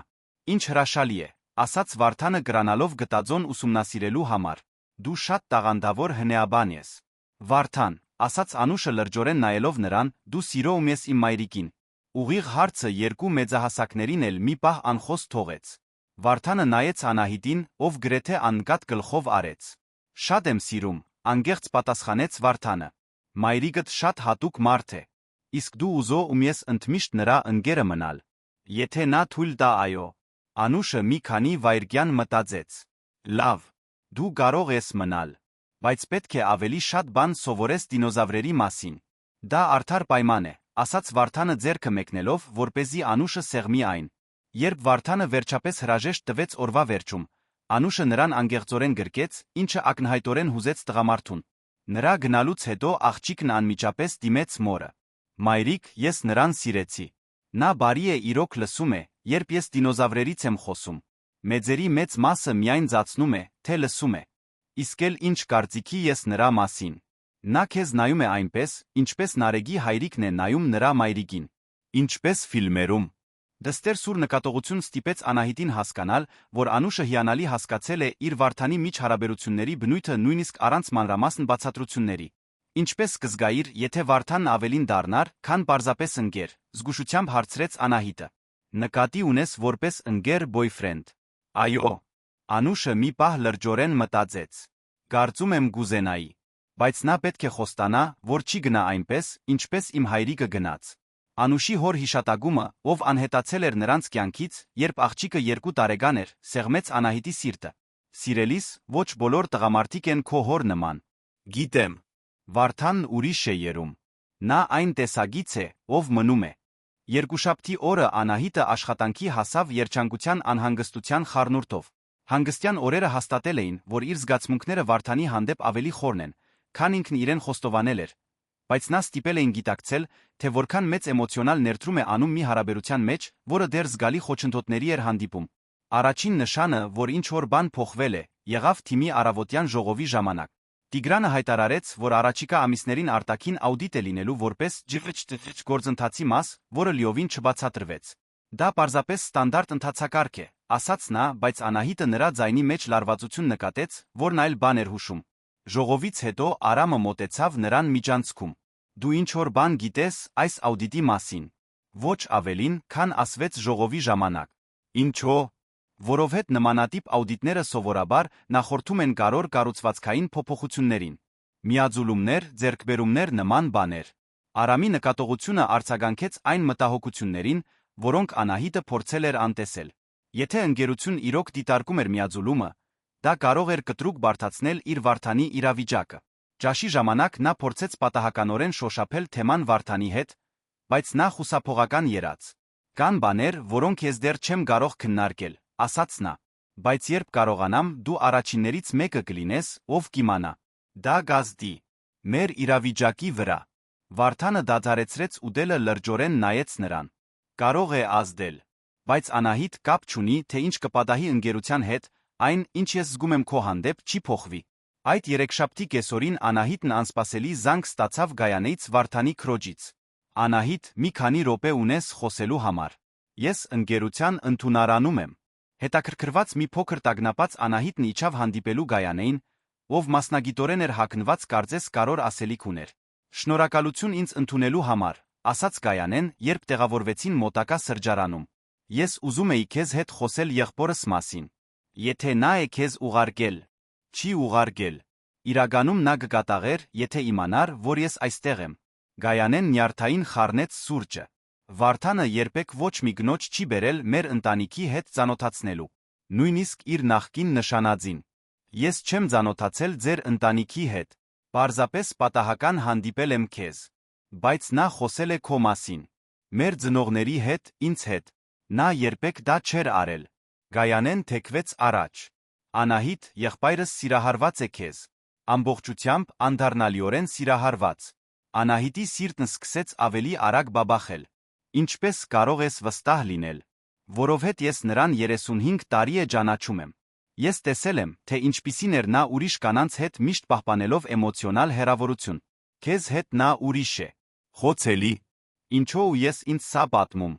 Գայանեն մի պահ տատանվեց։ Որովհետև ընկերությունում բաներ են կատարվում, որոնք կարող են բարդացնել ձեր երկուսի կյանքը։ Եվ ես ուզում եմ վստահ լինել, որ դու չես փախչի, երբ ամեն ինչ դժվարանա։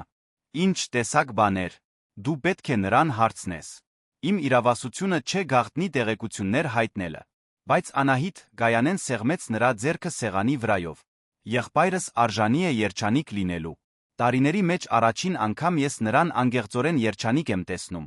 Խնդրում եմ, հեշտությամբ մի հանձնվիր։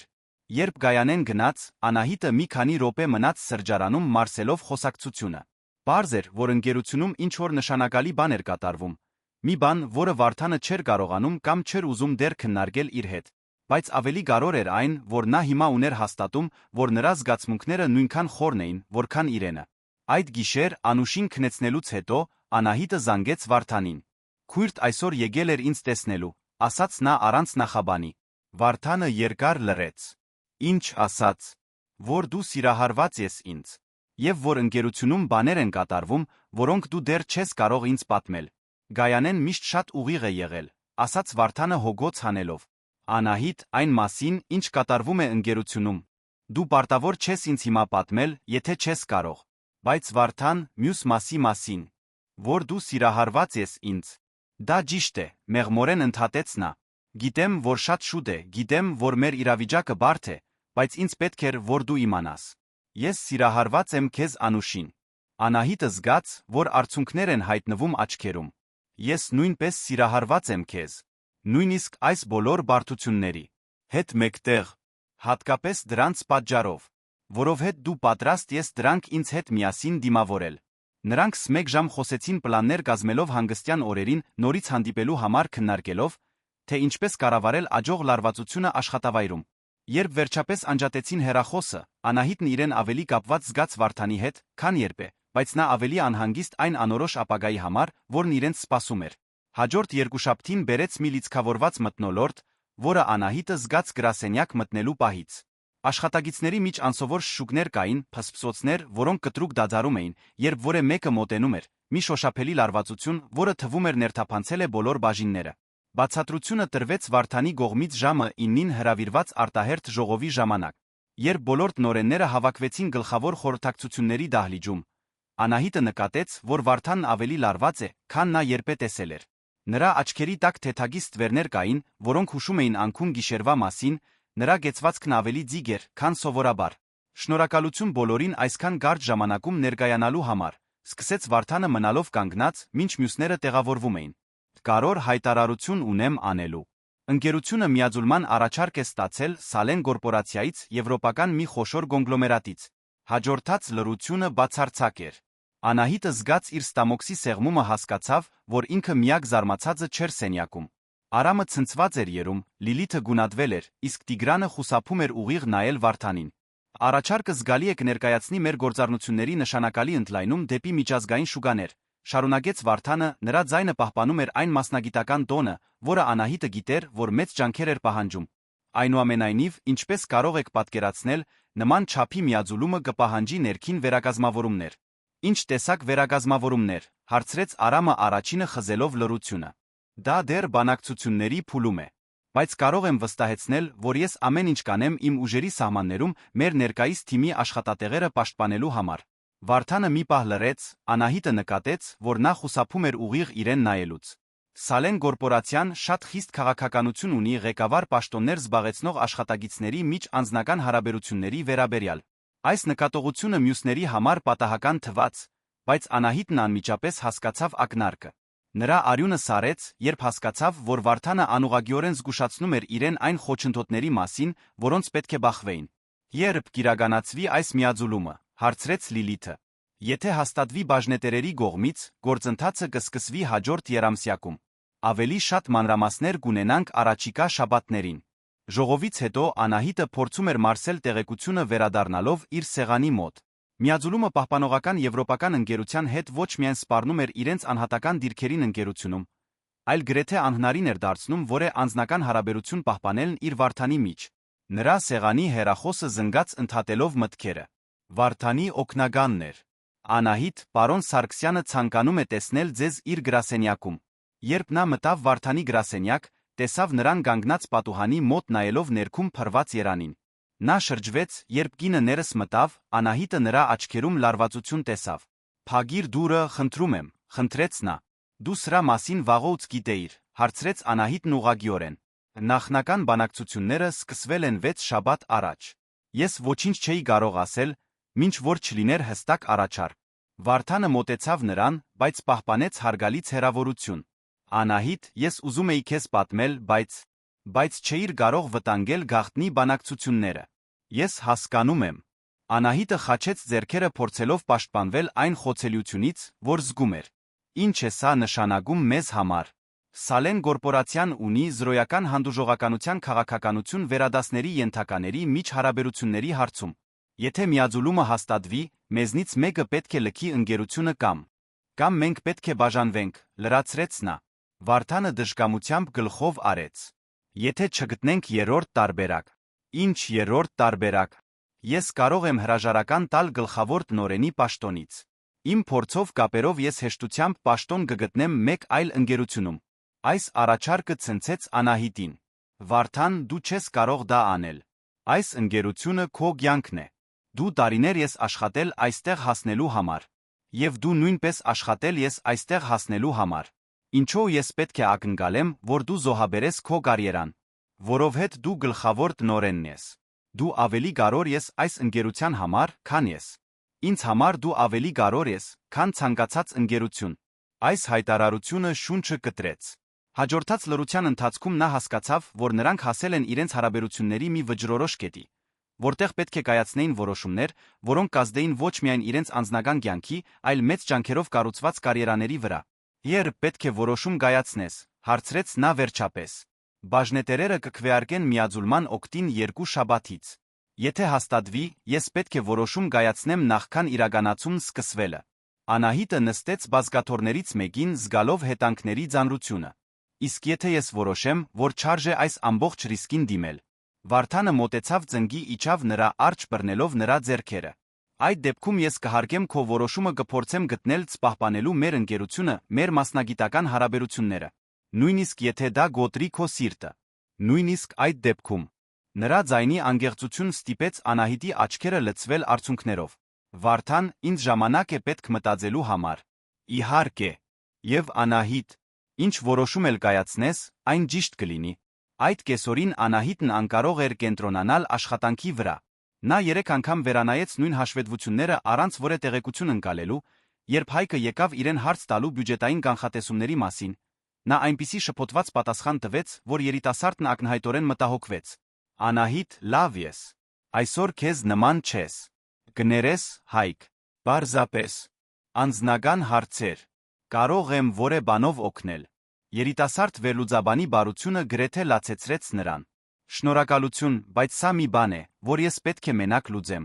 Տուն գնալու ճանապարհին Անահիտը փորձում էր պատկերացնել, թե ինչպես կբացատրի իրավիճակը Անուշին։ Աղջիկն արդեն կապվել էր Վարդանի հետ, սկսել էր նրան ներառել ապագայի մասին իր երազանքների մեջ։ Անցյալ շաբաթ Անուշը նկարել էր ընտանիքի մի նկար, որը ներառում էր 3 կերպար ինքը, Անահիտը մի բարձրահասակ տղամարդ, ում նա նույնացրել էր որպես Վարդան, երբ նկարը ցույց էր տվել մորը։ Տանը Անուշն անմիջապես զգաց, որ ինչ-որ բան այն չէ։ Ընթրիքի ժամանակ նա մի քանի փորձ արեց մորը ժպտացնելու համար պատմելով կատակներ, որոնք սովորել էր դպրոցում, ցույց տալով նոր հանածոներ, որոնք բացահայտել էր Վարդանի նվիրած հավաքածուով։ Մայրիկ, Վարդան այս հանգստյան օրերին նորից գալու է մեզ տեսնելու, հարցրեց Անուշը, երբ Անահիտն օգնում էր նրան պատրաստվել քնելու։ Չգիտեմ, սիրելիս։ Թերս։ Անուշն ուսումնասիրեց մոր դեմքն իր սուր հայացքով։ Դուք կռվել եք։ Չենք կռվել։ Պարզապես։ Որոշ բարդ հարցեր ունենք լուծելու։ Մեծերի հարցեր։ Մեծերի հարցեր։ Անուշը կարծես ընդունեց բացատրությունը, բայց երբ Անահիտը դուրս էր գալիս սենյակից, աղջիկը կանչեց նրան։ Մայրիկ, եթե դու Վարդանը չկարողանաք լուծել բարդ հարցերը, նա դեռ կարող է իմ ընկերը լինել։ Անմեղ հարցը գոտրեց Անահիտի սիրտը։ Սիրելիս, Վարդանը միշտ կլինի քո ընկերը, անկախ նրանից, թե ինչ կպատահի։ Իսկ դու դեռ կլինես իմ լավագույն ընկերը ընդմիշտ։ Ընդմիշտ միշտ։ Անուշի քնելուց հետո Անահիտը նստեց խոհանոցում մի բաժակ թեյով փորձելով դասավորել մտքերը։ Մի կողմից այն մասնագիտական կայունությունն էր, որը նա խնամքով կառուցել էր, այն պաշտոնը, որը թույլ էր տալիս նրան պահել Անուշին ապահով ապագա ստեղծել նրանց համար։ Մյուս կողմից Վարդանն էր անձնական երջանկության հնարավորությունը, որը նա տարիներ շարունակ չէր զգացել։ Նրա հեռախոսը թրթրաց Վարդանի հաղորդագրությունից։ Գիտեմ, որ քեզ տարածություն է պետք մտածելու համար։ Պարզապես ուզում էի իմանայիր, որ անկախ քո որոշումից, քեզ Անուշի հետ անցկացրած այս ժամանակը իմ կյանքի լավագույնն է եղել։ Անահիտը երկար նայեց հաղորդագրությանը նախքան պատասխանելը։ Մեզ համար նույնպես։ Շնորհակալություն հասկանալու համար, որ ինձ ժամանակ է պետք։ Որքան ժամանակ, որ պետք լինի։ Բարի գիշեր, Անահիտ։ Չորեքշաբթի օրը Անահիտը գրասենյակ հասավ վճռականությամբ պահպանել մասնագիտական կենտրոնացումը, բայց նկատեց, որ դա ավելի դժվար է, քան սպասում էր։ Ամեն անգամ, երբ տեսնում էր Վարդանին միջանցքում կամ ժողովների ժամանակ, զգում էր ցավի կարոտի մի խառնուրդ, որը դժվարացնում էր կենտրոնացումը։ Ճաշի ժամանակ Սաթենիկը նորից մոտեցավ նրան, այս անգամ անկեղծ մտահոգության արտահայտությամբ։ Անահիտ, լսել ես լուրերը ներքին քաղաքականության փոփոխությունների մասին, եթե միաձուլումը տեղի ունենա։ Ինչ տեսակ լուրեր։ Ըստ ամենայնի, եվրոպական ընկերությունը շատ խիստ կանոններ ունի աշխատագիտների միջ անձնական հարաբերությունների վերաբերյալ։ Ոմանք ասում են, որ նման իրավիճակում հայտնված ցանկացած ոք անմիջապես կազատվի աշխատանքից։ Անահիտը փորձեց չեզոք դեմք պահել։ Դա ծայրահեղ է թվում։ Թվում է, բայց եվրոպական ընկերությունները կարող են շատ պահպանողական լինել նման հարցերում։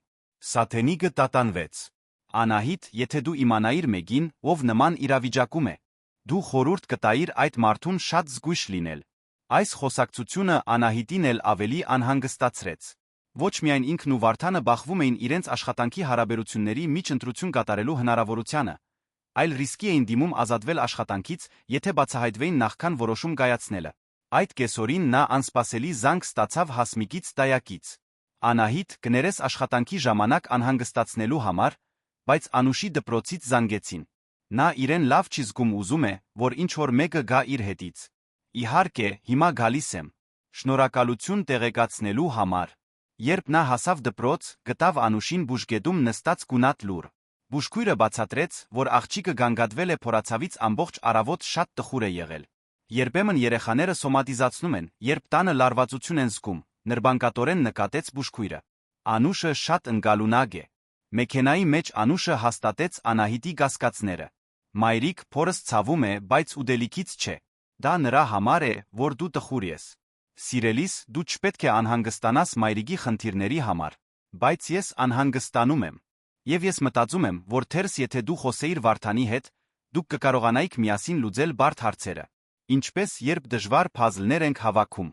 Դստեր նկատողությունը ստիպեց Անահիտին հասկանալ, որ ինքն այնքան էր կենտրոնացել իրավիճակը միայնակ վերլուծելու վրա, որ մոռացել էր, որ Վարդանը նույն երկընտրանքի արջ է։ Թերս, ինչպես Անուշն էր առաջարկել, լուծումը կգտնվեր միասին աշխատելուց, այլ ոչ թե յուրաքանչյուրի լուր տառապանքից։ Այդ գիշեր Անուշին քնեցնելուց հետո Անահիտը զանգեց Վարդանին։ Անուշն այսօր վատացել էր, ասաց նա առանց նախաբանի։ Ոչ թե ֆիզիկապես հիվանդ էր, այլ վատացել էր, որովհետև զգացել էր իմ սթրեսը։ Նա հիմա լավ է, բայց նա ստիպեց ինձ մի բան հասկանալ։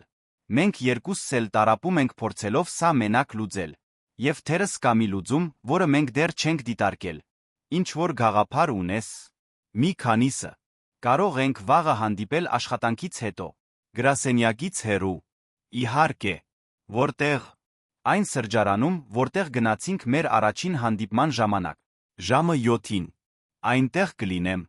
Հեռախոսն անջատելուց հետո Անահիտն առաջին անգամ վերջին օրերի ընթացքում մի փոքր ավելի հուսադրված զգաց։ Նա չգիտեր, թե որն է լինելու լուծումը, բայց վճռական էր տրամադրված գտնել միծ չկորցնելու ոչ Վարդանին, ոչ էլ այն գայունությունը, որը կառուցել էր Անուշի համար։ Խաղասեղանին չափազանց շատ բան էր դրված առանց պայքարի հանձնվելու համար։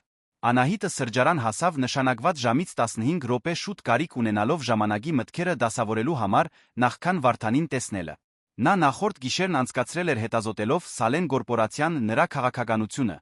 բացահայտել էր որոշ տեղեկություններ, որոնք կարող էին ամեն ինչ փոխել։ Երբ Վարդանը ներս մտավ, Անահիտն անմիջապես նկատեց, որ նա նույնպես գրում է վերջին շաբաթների ծանրությունը։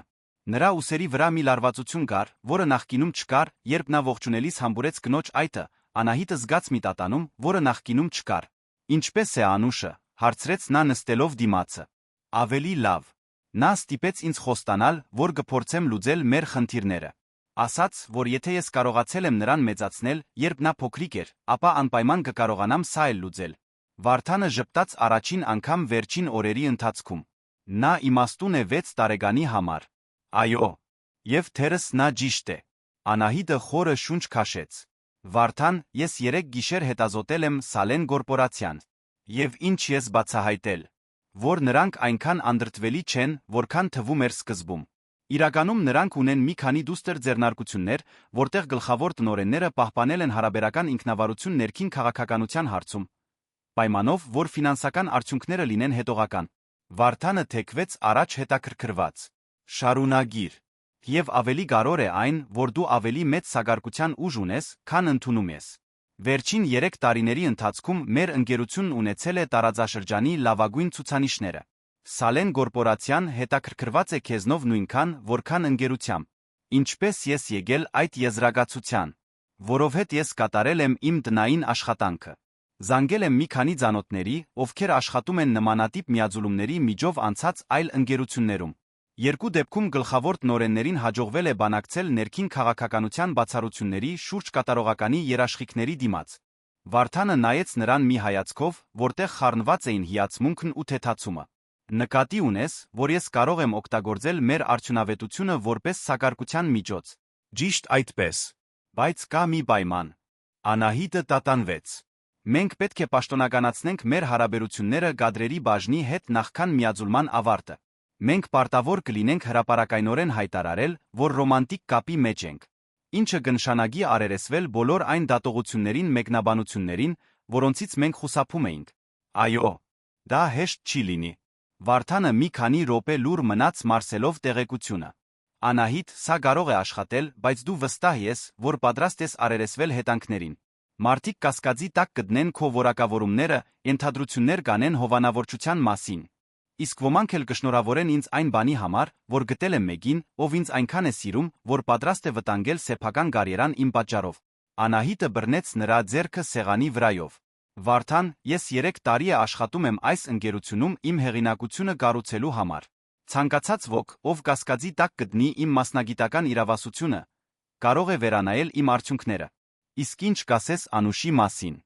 Ինչպես նա կվերաբերվի լրացուցիչ ուշադրությանը։ Անուշն անցյալ շաբաթ ինձ ասաց, որ հույս ունի, որ դու կդառնաս մեր կյանքի պաշտոնական մասը։ Նա նկարել է ընտանիքի մի նկար, որը ներառում է մեզ բոլորիս երեքիս։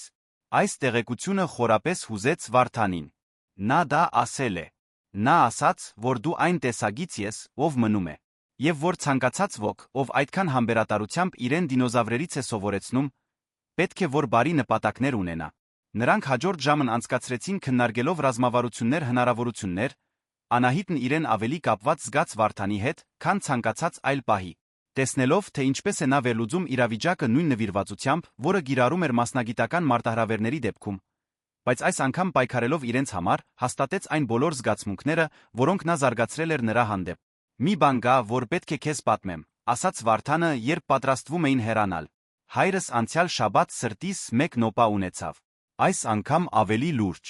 Անահիտը զգաց, որ սիրտը սեղմվում է։ Վարդան, ինչու ինձ ավելի շուտ չէիր պատմել։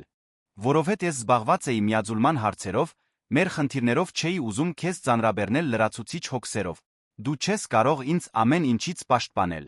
Եթե մենք պատրաստվում ենք միասին լինել, պետք է խնդիրներին միասին առերեսվենք։ Ճիշտ ես։ Պարզապես։ Ես սովոր եմ ամեն ինչ մենակ լուծել։ Դե, հիմա այլս ստիպված չես։ Հաջորդ առավոտ Անահիտը գրասենյակ հասավ մի վճռականությամբ, որը օրեր շարունակ չէր զգացել։ Նա կայացրել էր իր որոշումը պատրաստ էր հետանքներին։ Նրա առաջին գանգարը գադրերի բաժինն էր։ Տիգրան, ինձ պետք է հանդիպում նշանակել քեզ Վարդանի հետ։ Խոսքը մի անձնական հարցի մասին է, որը պետք է պաշտոնականացվի։ Տիգրանը հետաքրքրությամբ նայեց նրան։ Ինչ տեսակ անձնական հարցի։ Ավելի լավ է քննարկենք բոլորս միասին։ Կարող է լինել այսօր կեսօրին։ Իհարկե։ Ժամը 3-ին։ Ժամը 3-ին Անահիտն ու Վարդանը նստեցին Տիգրանի գրասենյակում, կինը նկատեց, որ իր ձեռքերը թեթագի դողում են։ Վարդանը հանգիստ էր երում, բայց Անահիտը նրան բավականաչափ լավ էր ճանաչում նկատելու համար նրա ծնոտի լարվածությունը։ Շնորհակալություն գալու համար, ասաց Տիգրանը ակնհայտորեն հետաքրքրված։ Անահիտ, դու նշեցիր անձնական հարցի մասին։ Անահիտը խորը շունչ քաշեց։ Տիգրան, Վարդանը ես արդեն մի քանի շաբաթ է, ինչ ռոմանտիկ հարաբերությունների մեջ ենք։ Մենք ցանկանում ենք պաշտոնականացնել սա գադրերի բաժնի հետ քննարկել ցանկացած հիերարխիկ վերակազմավորում, որը կարող է անհրաժեշտ լինել։ Հաջորդած լռությունը թվում էր հավերժ տեց։ Տիգրանը հայացքը փոխում էր մեկից մյուսին, նրա արտահայտությունը զարմանքից փոխվեց ինչ-որ բանի, որը նման էր ըմբռնման։ Որքան ժամանակ է սատում, հարցրեց նա վերջապես։ Մոտ 3 շաբաթ, պատասխանեց Վարդանը։ Եվ մենք ուզում ենք հստակեցնել, որ սա ոչ մի կերպ չի ազդել մեր մասնագիտական դինամիկայի կամ որպես գլխավոր տնօրեն իմ կայացրած որոշումների վրա։ Իրականում, ավելացրեց Անահիտը, ես հավատում եմ, որ սա ապացուցում է մեր ազնվությունը։ Մենք չենք փորձում թաքցնել կամ մանիպուլյացիայի ենթարկել իրավիճակը։ Տիգրանը թիկն տվեց աթոռին մտախոհ։ Դուք գիտեք, որ սա որոշակի մարտահրավերներ կստեղծի, հատկապես ընթացող միաձուլման պայմաններում։ Գիտենք, ասաց Վարդանը։ Եվ մենք պատրաստ ենք անհրաժեշտ ճշգրտումներ անել։ Անահիտը կարող է ֆինանսական հարցերով զեկուցել անմիջապես խորհրդին։ Կամ մենք կարող ենք վերակառուցել հիերարխիան այլ կերպ։ Եվ երկուստ էլ հասկանում եք, որ սա կդառնա հանրային տեղեկություն ընկերության ներսում։ Անահիտը գլխով արեց։ Մենք նախընտրում ենք ազնվությունը, քան ենթադրությունները։ Տիգրանը ժպտաց առաջին անգամ խոսակցության սկզբից ի վեր։ Անգեղծ ասած ես զարմացած չեմ։ Ձեր միջ ակնհայտ քիմիան ամիսներ շարունակ նկատելի էր։ Եվ անգեղծ ասած, երկուստ էլ վերջերս ավելի երջանիկ եք երում։ Ուրեմն իրավական կամ ներքին քաղաքականության խնդիրներ չկան, հարցրեց Վարդանը։ Ոչ մի պայմանով, որ մենք կատարենք համապատասխան հիերարխիկ վերակազմավորումը։ Եվ հաշվի առնելով, որ դու գլխավոր տնօրենն ես, Վարդան, դու ունես ինքնավարություն իրականացնելու կառուցվածքային փոփոխություններ ըստ անհրաժեշտության։ Երբ նրանք դուրս եկան Տիգրանի գրասենյակից, Անահիտն իրեն միաժամանակ թեթացած սարսափած զգաց։ Նրանք արել էին առաջին քայլը, բայց գիտեին, որ իսկական փորձությունը լինելու էր այն ժամանակ, երբ լուրը տարածվեր ընկերությունում։ Դա երկար չտեց։ Հաջորդ առավոտ Անահիտը նկատեց հետաքրքրասեր հայացքներ շուգով խոսակցություններ, որոնք դադարում էին, երբ ինքն անցնում էր։ Որոշ արձագանքներ հենց այնպիսին էին, ինչպիսին նա սպասում էր։ Սաթենիկը դժգոհ էր երում, թե քաղաքավարի, իսկ հաշվապահության որոշ գործընկերներ ցուցադրում էին վատ թաքցրած կասկածամտություն։ Բայց եղան նա դրական անակնկալներ։ Լիլիթը մոտեցավ նրան ջաշի ժամանակ անգեղծ ժպիտով։ Անահիտ, ես կարծում եմ, որ դա հրաշալի է։ Դուք երկուստ էլ արժանի եք երջանիկ լինելու, ցանկացած ոք, ով կասկածի տակ կդնի քո մասնագիտական իրավասությունը, ակնհայտորեն ուշադրություն չի դարձրել քո աշխատանքին վերջին 3 տարիների ընթացքում։ Արամն էլ ավելի ուղիղ էր։ Ես գիտեի, որ ձեր միջ ինչ-որ բան կա։ Եվ անգեղծ ասած, Վարդանը վերջերս շատ ավելի մարդկային է դարձել։ Դա լավ է նրա համար։ Այն արձագանքը, որն ամենաշատը զարմացրեց Անահիտին, եկավ Հայգից երիտասարդ վերլուծաբանից։ Նա մոտեցավ նրան օրվա վերջում ամոթխած արտահայտությամբ։ Անահիտ, ես պարզապես ուզում էի ասել, որ կարծում եմ դուք Վարդանը գեղեցիկ զույգ եք կազմում։ Եվ դա ինձ հույս է տալիս, որ թերս ինչ-որ օր ես էլ կկարողանամ գտնել մեկին, ով կսիրի ինձ չնայած իմ թերություններին։ Այս անգեղծ մեկնաբանությունը գրեթե լացեցրեց Անահիտին։ Հայկ, դու կգտնես հրաշալի մեկին։ Եվ այդ մարդը կսիրի քեզ ոչ թե չնայած քո թերություններին, այլ ներառյալ դրանք։ Շաբաթվա վերջում տեղի ունեցավ բաժնետերերի քվեարկությունը միաձուլման հարցով։ Անահիտն ամբողջ օրն անցկացրեց անհանգստության մեջ անընդհատ ստուգելով հեռախոսը սպասելով Վարդանի լուրերին։ Երբ նա վերջապես զանգեց ժամը 6-ին, նրա ձայնը լցված էր հույզերով։ Միաձուլումը հաստատվեց, ասաց նա։ Բայց ինձ հաջողվեց բանակցել լիակատար ինքնավարություն կադրերի ներքին քաղաքականության հարցում։ Մեր իրավիճակը պաշտպանված է։ Վարդան, դա անհավանական է։ Ինչպես քեզ հաջողվեց։ Ճիշտ այնպես, ինչպես դու առաջարկեցիր։ Օգտագործեցի մեր արդյունավետությունը որպես սակարկության միջոց։ Ըստ երույթին, նրանք ավելի շատ հետաքրքրված էին մեր ղեկավարությունը պահպանելով, քան խիստ քաղաքականություն պարտադրելով։ Իսկ հիմա մենք կարող ենք դադարել թաքնվել։ Անահիտ, կցանկանաս վաղը ինձ հետ ընտրել։ Պաշտոնապես որպես իմ ընկերուհի։ Մեծ սիրով, բայց կարող է լինել ընտրիկ մեր տանը։ Անուշն անհամբեր սպասում է քեզ հետ տոնելուն։ Չկա ավելի լավ տեղ, որտեղ ես կցանկանայի լինել։ Այդ գիշեր, երբ Անահիտը պատմեց Անուշին զարգացումների մասին, աղջիկն արձագանքեց ճիշտ այնպես, ինչպես նա սպասում էր։ Ուրեմն հիմա Վարդանը կարող է լինել իմ գրեթե հայրիկը, հարցրեց Անուշը, նրա աչքերը փայլում էին ոգորությունից։ Կամաց, սիրելիս։ Նա կարող է լինել մեր հատուկ ընկերը, մենք կտեսնենք, թե ինչպես կզարգանան իրադարձությունները։ Բայց ես կարող եմ նրան հրավիրել հաջորդ շաբաթվա դպրոցական ընթրիքին։ Դա ընտանիքի մասին է, իսկ նա հիմա ընտանիք է, չէ։ Անահիտը գրգեց դստերը զգալով լիակատար երջանկություն, որը տարիներ շարունակ չէր զգացել։ Այո, սիրելիս։ Նա հիմա ընտանիք է։ Այդ գիշեր Անուշին քնեցնելիս Անահիտը մտորում էր այն ճանապարհի մասին, որը նրանց բերել էր այս կետին։ Այն սկսվել էր որպես տատանվող մասնագիտական զգողություն վերածվել մի բանի, որը փորձության էր ենթարկել իր քաջությունը, ստիպել էր վերանայել առաջնահերթությունները, վերջապես թույլ էր տվել բացահայտել, որ հնարավոր է իր կյանքում ունենալ սեր, կայունություն։ Վարդան ապացուցել էր, որ նա հենց այնպիսի տղամարդ է, ինչպիսին Անուշն էր բնորոշել մեկը, ով մնում է, մեկը, ով պայքարում է կարորի համար, մեկը, ով հասկանում է, որ մորը սիրել նշանակում է սիրել նա նրա երեխային։ Եվ առաջին անգամ Անուշի ծնվելուց ի վեր, Անահիտը թույլ տվեց իրեն պատկերացնել մի ապագա, որը ներառում էր ոչ միայն ապահովություն պատասխանատվություն, այլ անգեղծ երջանկություն իրական գործընկերություն։ Նա ռիսկի էր ենթարկել իր խնամքով պահպանված սիրտը բացահայտել էր, որ երբեմն կյանքի մեծագույն ռիսկերը բերում են մեծագույն բարքների։ Միաձուլումից 6 ամիս անց կյանքը մտել էր մի հունի մեջ, որը Անահիտը երբեք հնարավոր չէր համարել։ Ինտեգրումը Սալեն կորպորացիայի հետ եղել էր ավելի հարթ, քան սպասվում էր, այն ինքնավարությունը, որը Վարդանին հաջողվել էր բանակցել, թույլ տվեց նրանց պահպանել այն կորպորատիվ մշակույթը, որը կառուցել էին տարիների ընթացքում այժմ արդեն ընդլայնված ռեսուրսներով հնարավորություններով։ Անահիտը բարձրացվել էր տարածաշրջանային ֆինանսական տնօրենի պաշտոնին, մի դիրք, որը ճանաչում էր ոչ միայն նրա իրավասությունը, այլ այն առաջնորդությունը, որը նա ցուցաբերել էր միաձուլման գործընթացում։ Նրա նոր պաշտոնը նրան դնում էր Վարդանի հետ հավասար հիերարխիկ մակարդակի վրա, վերացնելով նրանց հարաբերություններում շահերի բախման վերաբերյալ ցանկացած հարց։ Տանը նրանց երեքի միջ դինամիկան զարգացել էր բնական զարմանալի ձով։ Վարդանը դարձել էր մշտական ներկայություն նրանց կյանքում ոչ թե որպես Անահիտի Անուշի խնամքով հաստատված առօրյայի խաթարում, այլ որպես մի կատարյալ լրացում, որը հարստացնում էր նրանց գոյության յուրաքանչյուր ասպեկտը։ Անուշը ձաղկել էր Վարդանի ուշադրության շնորհիվ։ Նա օգնում էր աղջկան տնային առաջադրանքների հարցում, մասնակցում էր բակի նրա հնեաբանական հետազոտություններին, նույնիսկ սովորել էր նրա բոլոր սիրելի դինոզավրերի գիտական անունները։ Ավելի կարևոր է այն, որ նա հարգում էր Անահիտի դերը որպես մայր, երբեք չփորձելով փոխարինել նրան կամ պարտադրել սեփական հեղինակությունը,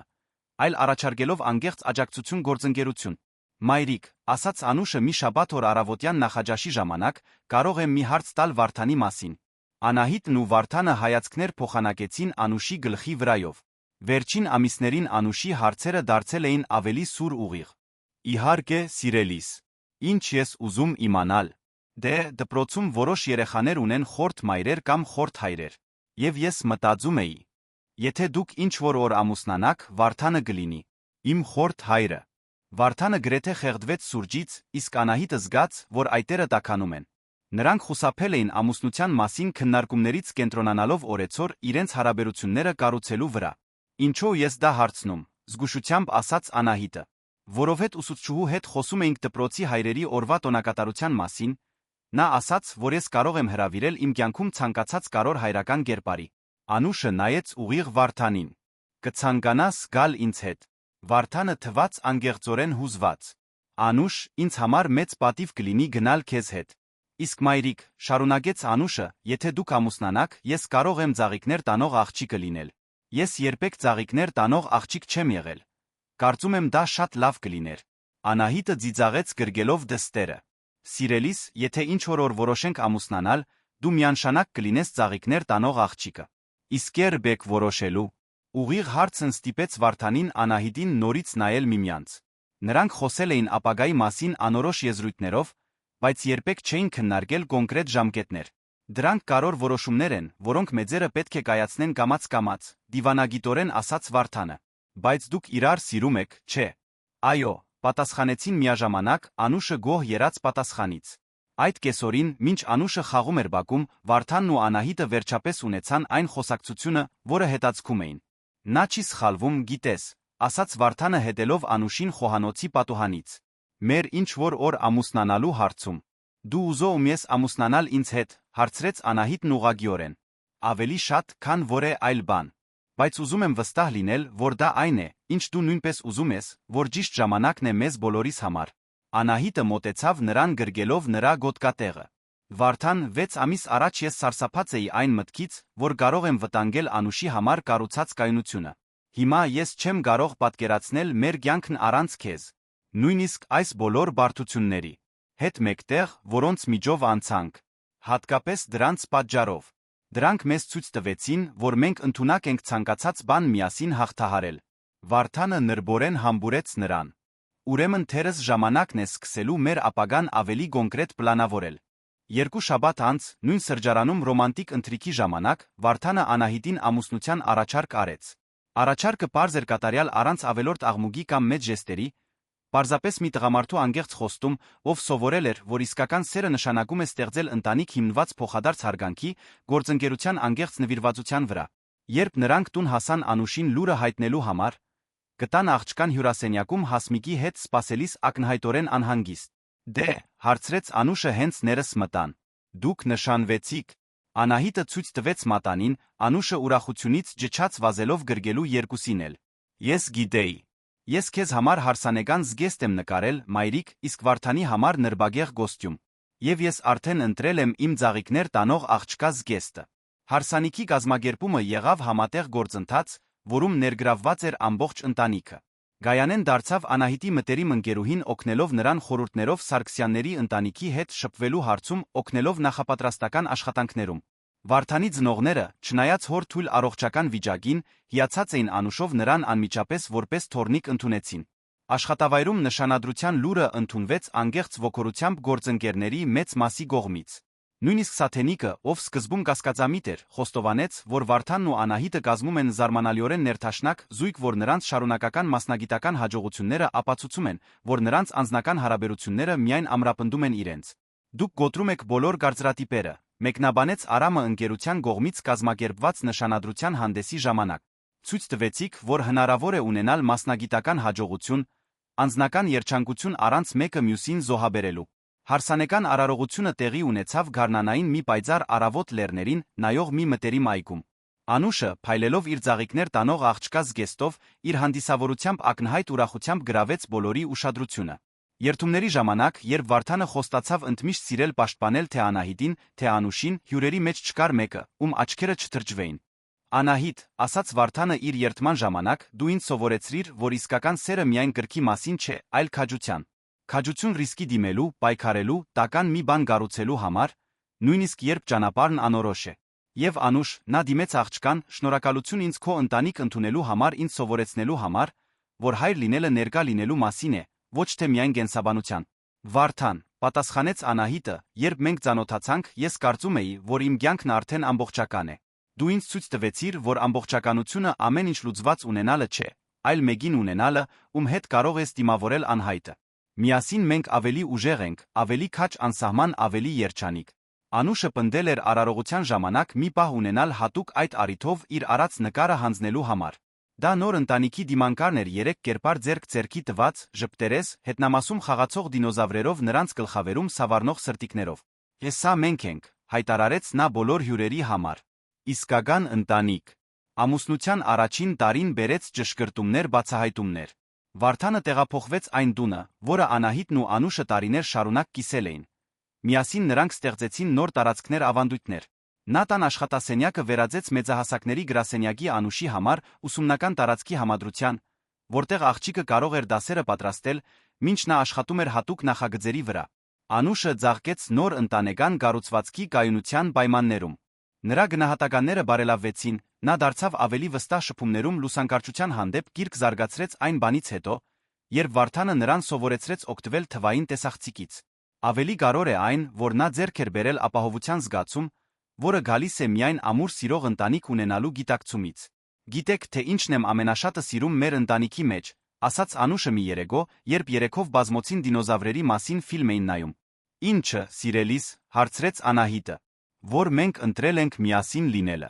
Դա պարզապես նրա համար չէ, որ պարտավոր էինք, ինչպես որոշ ընտանիքներ։ Մենք իրոք ուզում ենք ամեն օր միասին լինել։ Վարդանն ու Անահիտը հայացքներ փոխանցեցին Անուշի գլխի վրայով, երկուսն էլ ընդունելով 9-ամյա աղջկա խոսքերի խորը ճշմարտությունը։ Ամուսնությունից 2 տարի անց, երբ Անահիտը բարձրացվեց տարածաշրջանային փոխնախագահի պաշտոնին, իսկ Վարդանը առաջարկ ստացավ ղեկավարելու Սալեն կորպորացիայի ընդլայնումը Ֆրանսիայում,